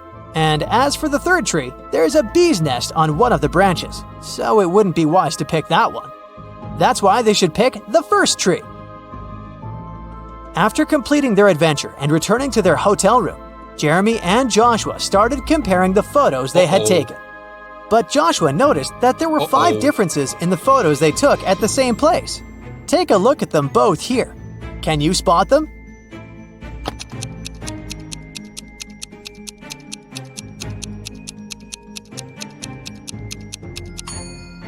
In the first photo, the mountaintop view is covered with snow, but that's not the case in the second photo. Secondly, the logo that Jeremy's t-shirt has in the first photo is different in the second photo. Thirdly, in the second photo, a pair of glowing eyes can be seen in between the trees, which doesn't exist in the first photo. Creepy. As for the fourth difference, in the first photo, Joshua is holding 2 of his trekking poles. But in the second photo, he's only holding 1. And lastly, in the first photo, there are 2 cable cars riding to the top of the mountain. But in the second photo, there's only 1. Arya's favorite pop star, Peyton Swiftly, was coming to town to give a concert, and Arya really wanted to go. Unfortunately, tickets were sold out very fast, and Arya couldn't get one. However, after one of the ticket buyers returned their ticket, the ticket website announced they would give the ticket for free to the person who knew the answer to this riddle. I'm full of keys, but I can't open any locks. What am I? Can you help Arya out?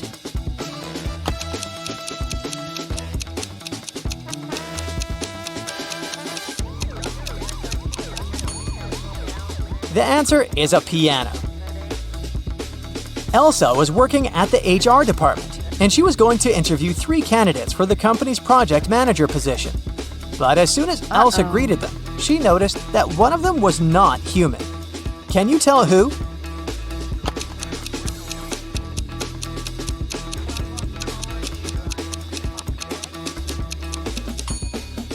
It's the second guy.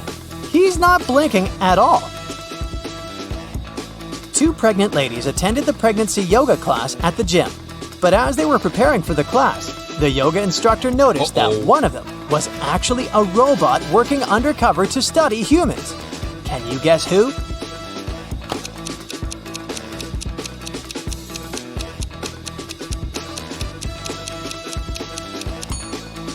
The second lady is holding an inflatable fitness ball. The weight indicated on the ball is probably just a joke because air cannot weigh that much.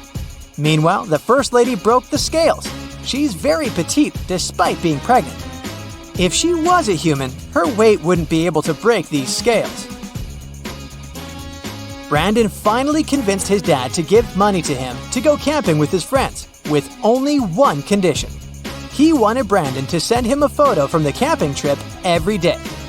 But the first day he sent him a photo, his father could tell that Brandon lied to him, and he didn't go camping at all. How did he know?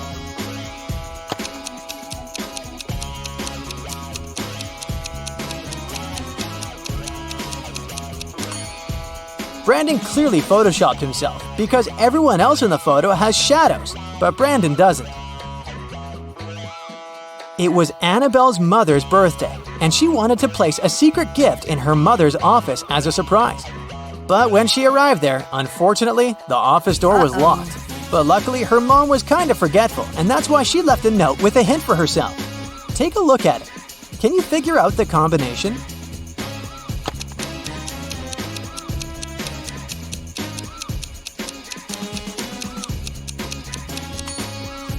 Each number is the number of lines in the respective letter. There are 3 lines in the letter K.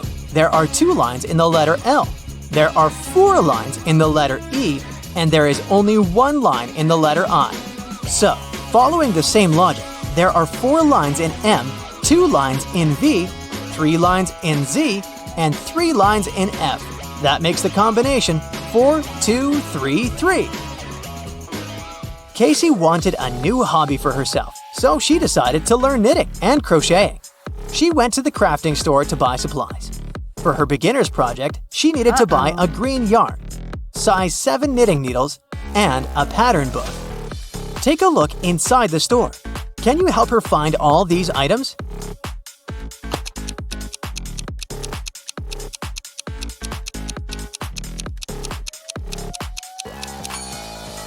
Here's the green yarn, here are the number 7 knitting needles, and here is the pattern book. Jackson went hiking in the woods, but when his cell phone ran out of battery, he couldn't use his navigation and got lost. He walked for hours and started to feel exhausted and hungry. Luckily, he finally came across a farmhouse with lots of apple trees. He wanted to pick an apple and rest there while he ate it. But then, suddenly, the owner of the farm stopped him and said, "This is private property. You're stealing my fruits. But I'll let you eat that apple if you can answer my riddle correctly. I can fly without wings.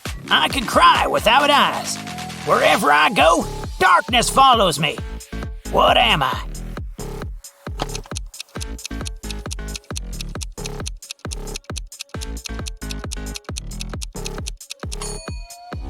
The answer is a cloud.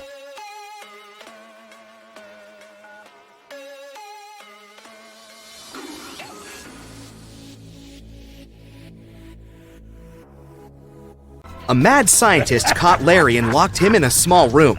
There were no windows, and the door was locked. But there was a note on the table. It was from the scientist. JFMAM ... JASOND. Guess the missing letter, and I'll set you free.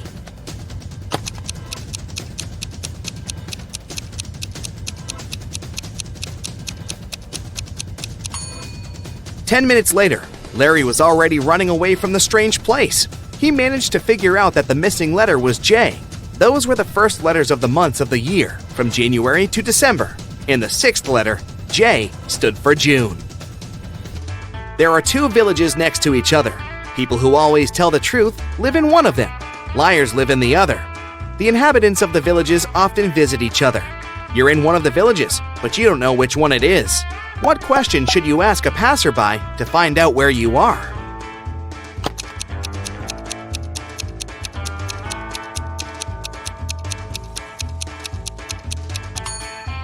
Ask them, "Are you a guest here?" If they answer yes, you're in the village of liars. If they say no, you're in the village where honest people live. Brian came to his senses on the floor in his living room. He was unharmed, but couldn't remember a thing. Suddenly, 2 young women entered the house. They looked exactly the same. When they found out what had happened, each of them started to claim that Brian was her husband. Can you help the guy figure out which of the women is his real wife?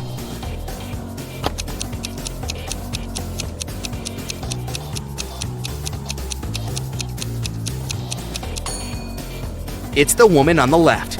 She has a tattoo on the same arm as the girl in the wedding photo. Megan was 21 on her last birthday, but she's going to be 23 on her next one. How is it possible?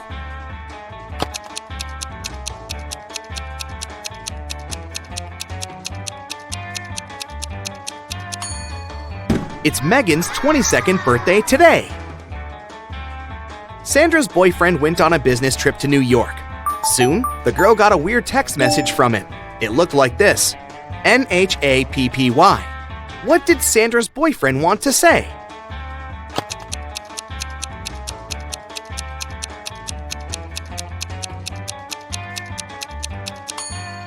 The message means, "unhappy without you." Now how about solving this rebus puzzle? NEA, friended. What can it mean?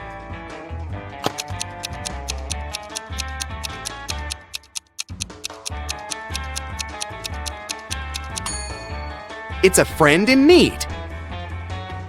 And one more for you. Man, board.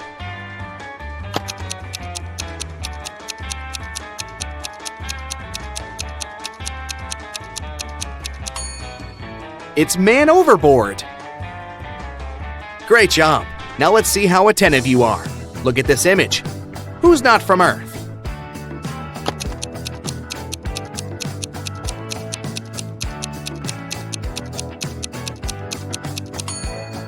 Must be the guy on the right. The guy on the left is only wearing a Halloween costume. Look at his hazel eyes. They seem to be absolutely human. And now look at the eyes of the guy on the right. Ugh, creepy. How about this image? Can you spot anyone who doesn't look like us? Earthlings?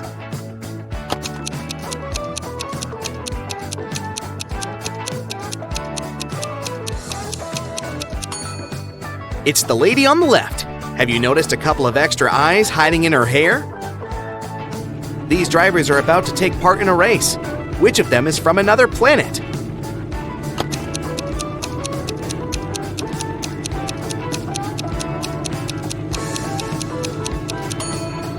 That driver over there.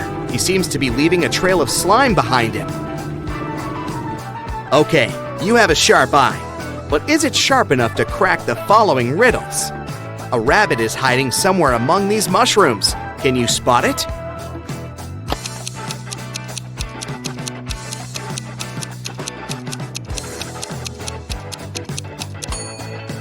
It chose one of the largest mushrooms to hide behind.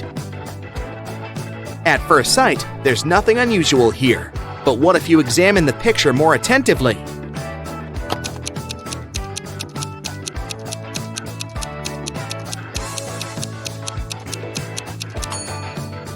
Right, no one uses a soccer ball to play basketball. Mark bought a new keyboard, but the seller fooled the guy and gave him a fake one. Can you find the proof?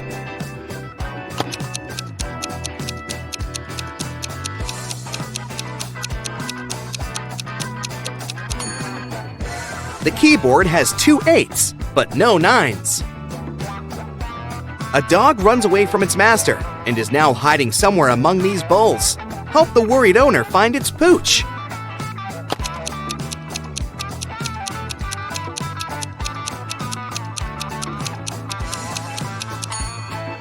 Gotcha! Similar, but not the same. How good are you at math? Let's figure it out. How much will a 50-degree angle measure if you look at it through a microscope that magnifies 5 times?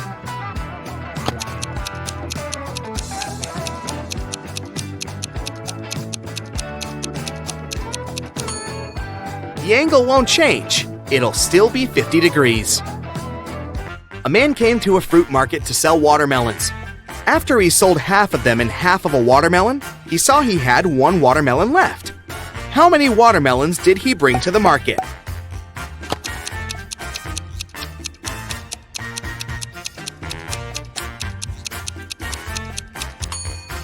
He came there with 3 watermelons. There are 100 books on a shelf. To count off 10 of them, you'll need 10 seconds. How much time will you spend counting off 70 books?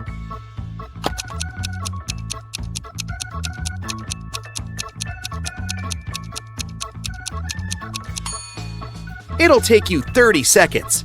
You'll need this time to count off 30 books, and the rest will make 70. Liza worked as a nurse in a hospital. One day she came to make injections. After these injections, it was prohibited to get up. Liza warned the patients and left. But when she came back, she understood that one of the patients had actually got up while she'd been away. Who was it? And how did she figure it out?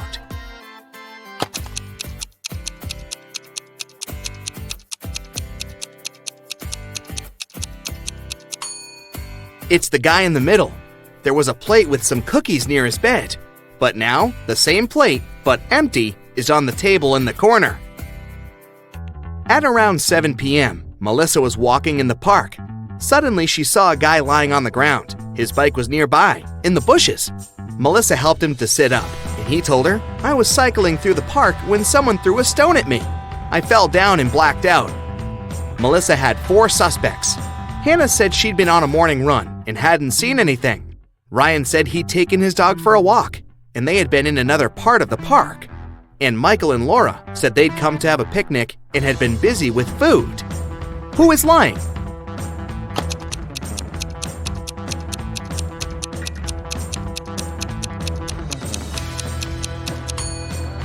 Hannah, it's evening. How could she have her morning run?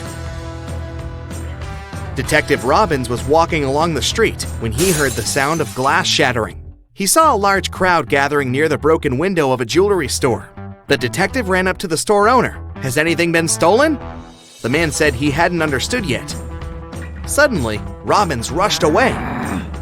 Why?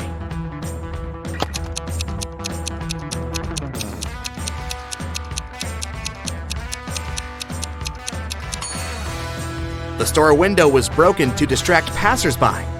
Meanwhile, this guy stole a wallet from the man in a suit. At first, the wallet was in the man's pocket. Now, the thief is rushing away, the wallet in his hand. 2 cars, red and black, are moving along the same highway. The red car is traveling at a speed that's twice higher than that of the black car. They both started at the same time, and still, after some time on the road, the 2 cars come across each other. How is it possible?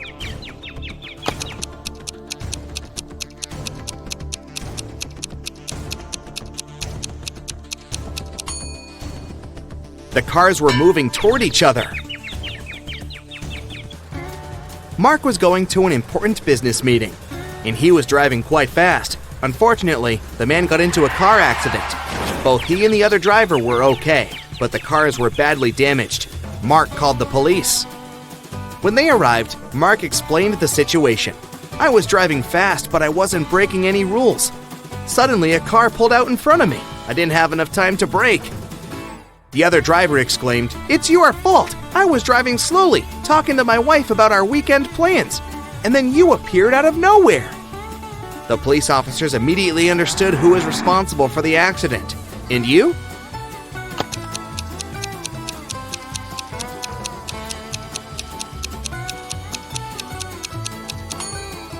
It was the other driver. He was alone in his car. It means he was talking to his wife on the phone, which is illegal. Dylan was trapped in a basement. The only thing he found inside was a note and a pen. Find out how to get 200 out of 188 using just one line, and you'll be free. 5 minutes later, the door opened automatically, and Dylan was free. What did he do?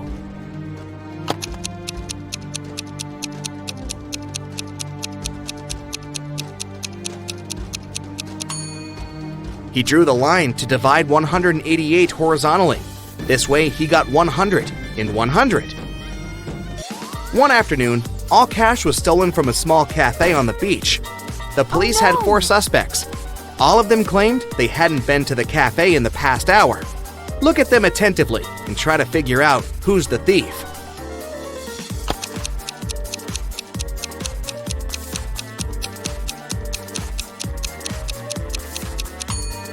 It's the guy with a cocktail in his hand. He definitely bought it in the cafe since it's the only one on the beach. But then, why did he lie about not visiting the place?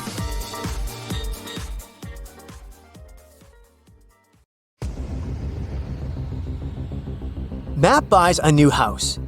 In the basement, he discovers 3 signed boxes and a note. It says that one of the boxes contains $1 million. The 2 other boxes are empty, according to the note. Only one of the 3 messages written on the boxes is true. On the first box, it said that the cash is not there. The second box has a similar message: the cash is not here. And the third box says that the cash is in the second box. If you were Matt, which bag would you choose?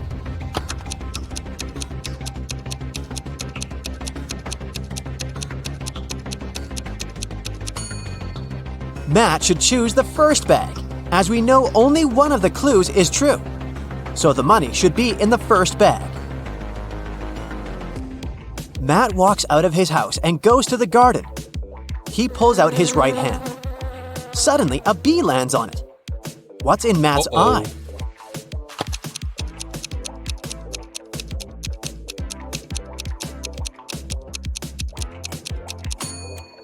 Beauty. Why? Because beauty is in the eye of the beholder. In the garden, Matt takes 2 pictures. Can you spot 3 differences between them?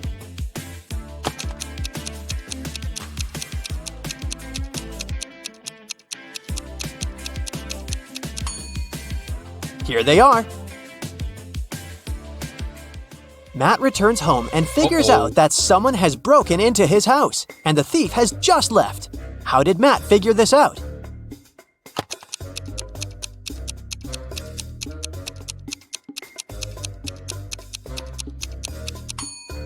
Someone turned on his electric stove and put a plastic bag on top. The plastic is only half melted, so the thief must have left a few seconds ago. Matt goes to his favorite vegan restaurant as usual on Fridays. He orders a slice of pizza, puts it on a table, and leaves for a couple of minutes to wash his hands. Then Matt comes back and finds out that his pizza is gone.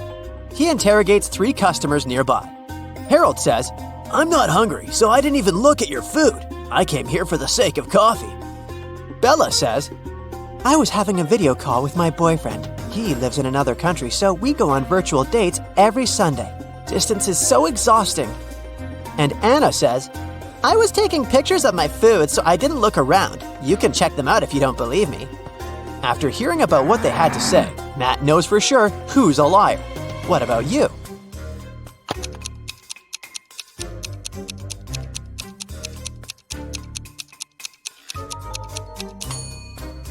According to Bella, she goes on virtual dates every Sunday. But it's Friday. Liar! Matt's girlfriend Erica is visiting him in his lab. Suddenly, she faces 2 identical Matts. Can you help her figure out who's a clone?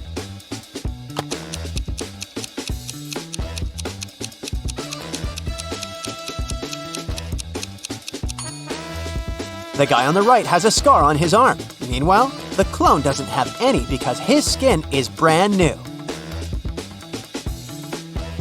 Matt goes to the mall and buys a bat and a ball for $1.10 in total.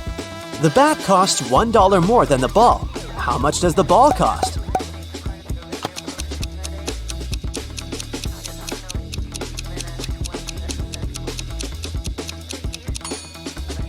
Nope, the correct answer is not 10 cents. It's actually a little less.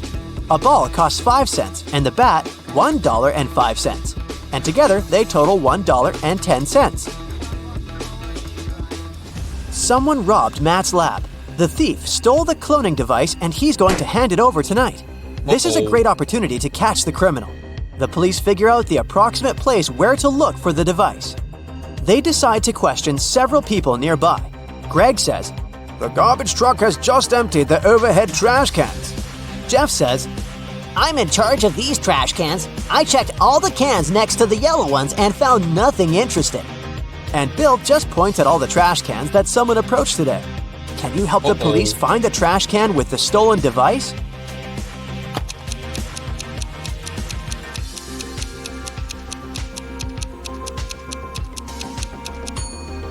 First of all, we need to calculate the top cans. And now let's check all the remaining trash cans which people were approaching. The next step is to remove those next to the yellow ones. And here it is, the trash can we've been looking for. After the robbery, Matt decides to lock his lab door with a password. There are 4 buttons with different images: orange, banana, apple, and tomato. Can you guess which button opens the door?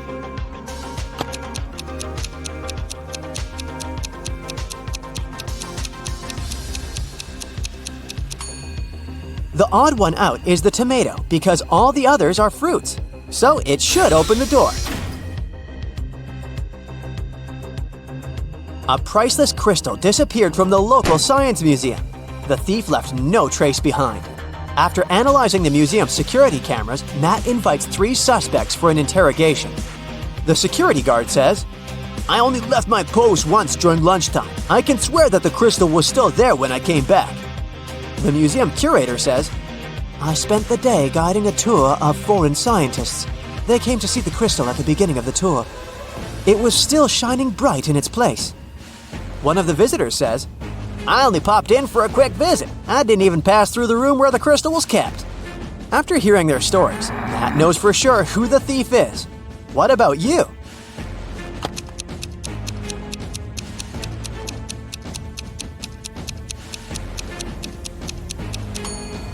It was the visitor. He hid the crystal in his sleeve.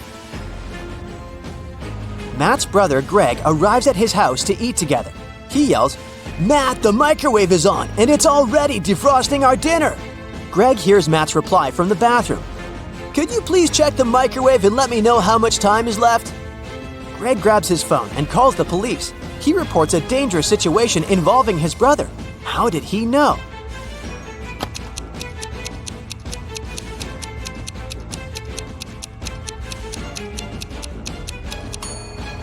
Greg is blind, so his brother would have asked him to look at the microwave because Matt knows that Greg can't see. This made Greg suspicious, and that's why he called the police. The next day, Matt wakes up in a secret abandoned lab. He wanders around and finds 3 doors leading to freedom, but each door is hiding an unpleasant surprise. Here's a creepy monster sitting in a cage behind the first door. It's very hungry and angry. There's a bunch of venomous snakes crawling behind the second door, and the lights are off, so Matt won't be able to see them. And behind the door, there's a huge fire. Which way is more or less safe?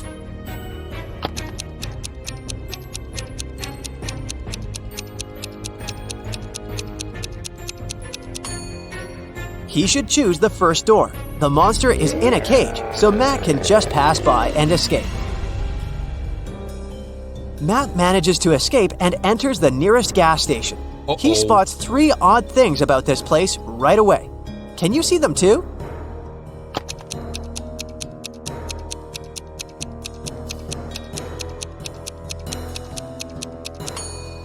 The poster with the engine oil advertisement offers a 0% discount. The cashier has an octopus tentacle instead of hands. See this package of chips? It says they have the flavor of spiders. That's weird. The cashier agrees to help Matt get home if he manages to solve his riddle. I came first on Earth, but second in heaven. I also come twice a week, but I'm found just once a year. I stay away for months, but you can find me in February. What am I?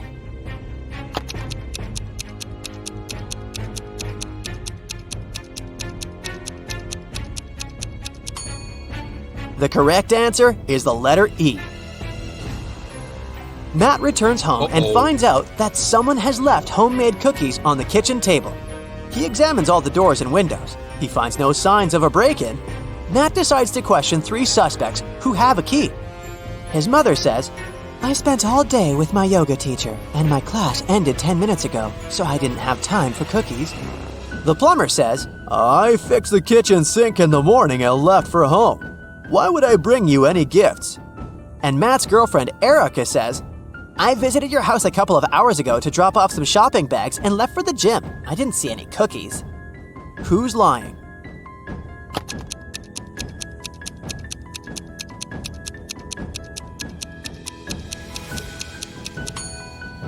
The plumber.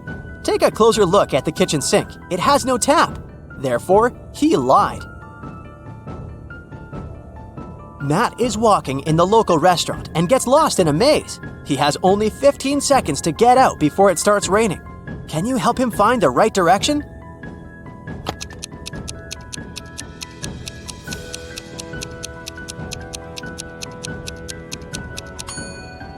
Ready to see the answer? Here's the correct route.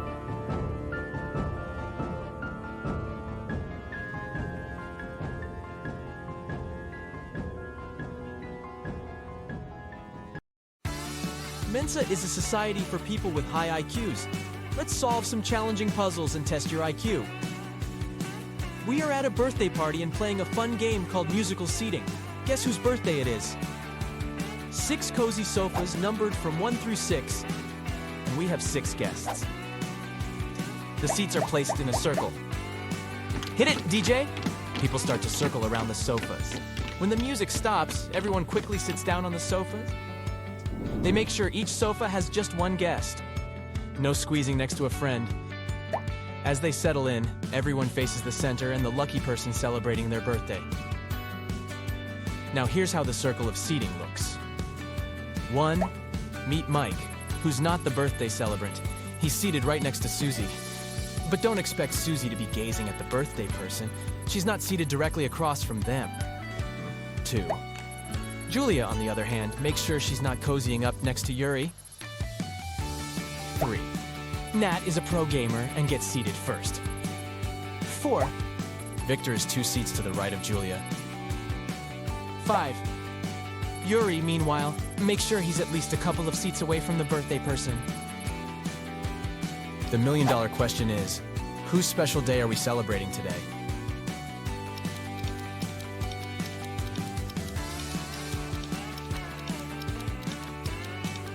It's Julia's birthday.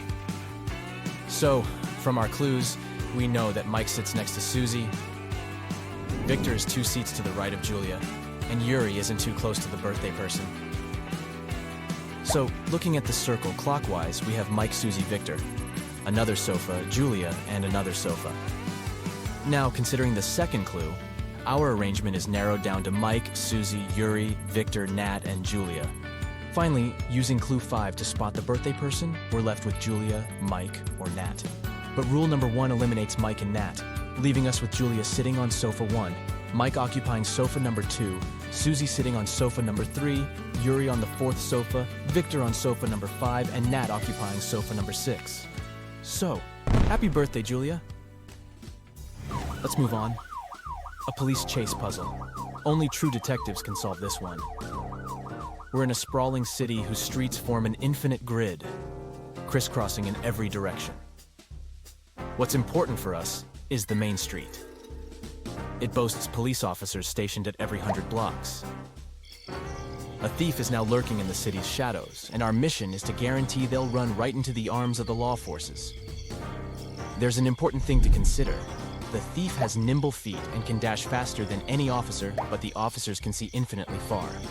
Think of these as their superpowers. Oh, and both the police and the thief are in the street at all times. Think about your strategy.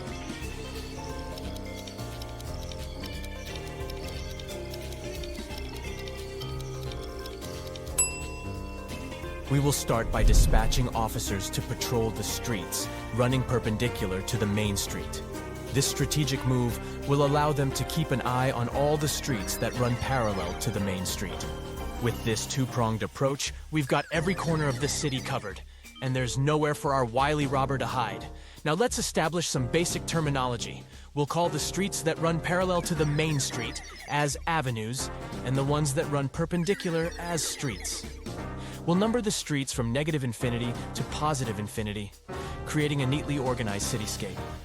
Our operation starts with officers stationed on the main street at streets 0, positive 100, negative 100, positive 200, negative 200, and so forth. To crack this case, we're rolling out a two-part plan. Step 1. As soon as the chase begins, the officers stationed on the odd hundreds will set off towards street 0. Meanwhile, the officers on the even hundreds will hold their ground. This maneuver ensures that our slippery suspect is confined to a city district that's only 200 blocks wide. Anytime they cross a street that's a multiple of 200, they'll be squarely in the view of an officer stationed at the intersection of that street and the main street. Step 2 starts when the officers from the odd hundreds cease their promenade along the main street once they reach street plus /1, street plus /2 plus /3, and so forth.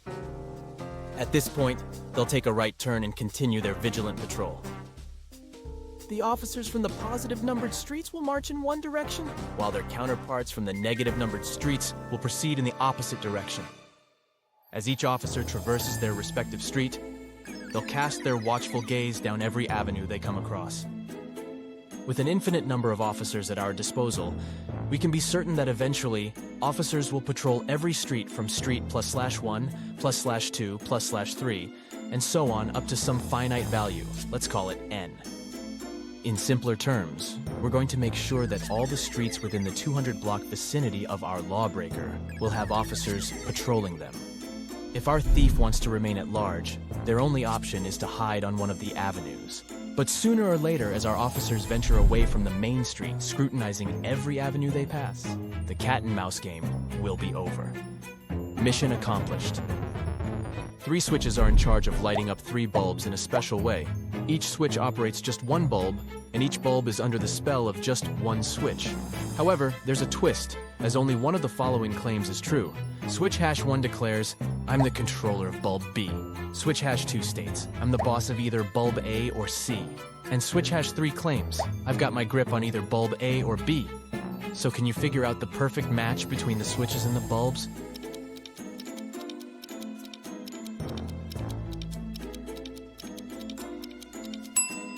If you said switch hash 1 goes with C, switch hash 2 gets on with B, and switch hash 3 pairs up with A, then you solved the puzzle.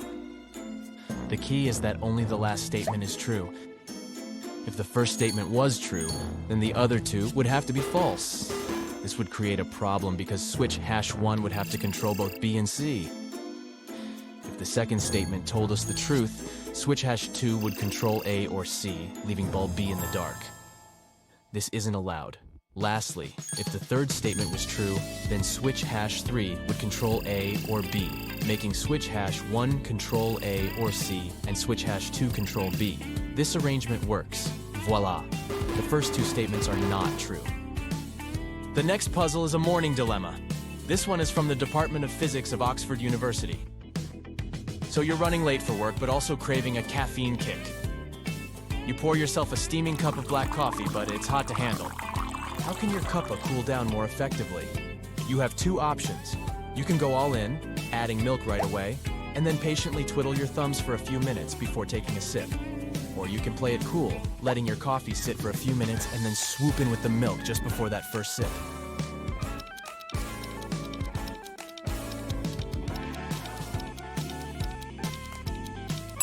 The winning ticket is the second option. Here's why. Your coffee starts off hotter than in option 1 when you introduce the milk. The thing is, hotter things have a knack for cooling down faster, thanks to a bigger temperature gap with their surroundings. So, in option 2, your coffee is racing against time, cooling down at a quicker pace. Interestingly, both options result in the same amount of time needed to cool the drink down, but at different rates. Since nearly all these puzzles are from Mensa, let's define this global brainy community. It boasts over 150,000 members from all walks of life, spanning more than 90 countries around the globe. But what exactly do they do? Imagine a bustling place where members dive into the intellectual deep end through captivating lectures, enlightening journals, and special interest groups.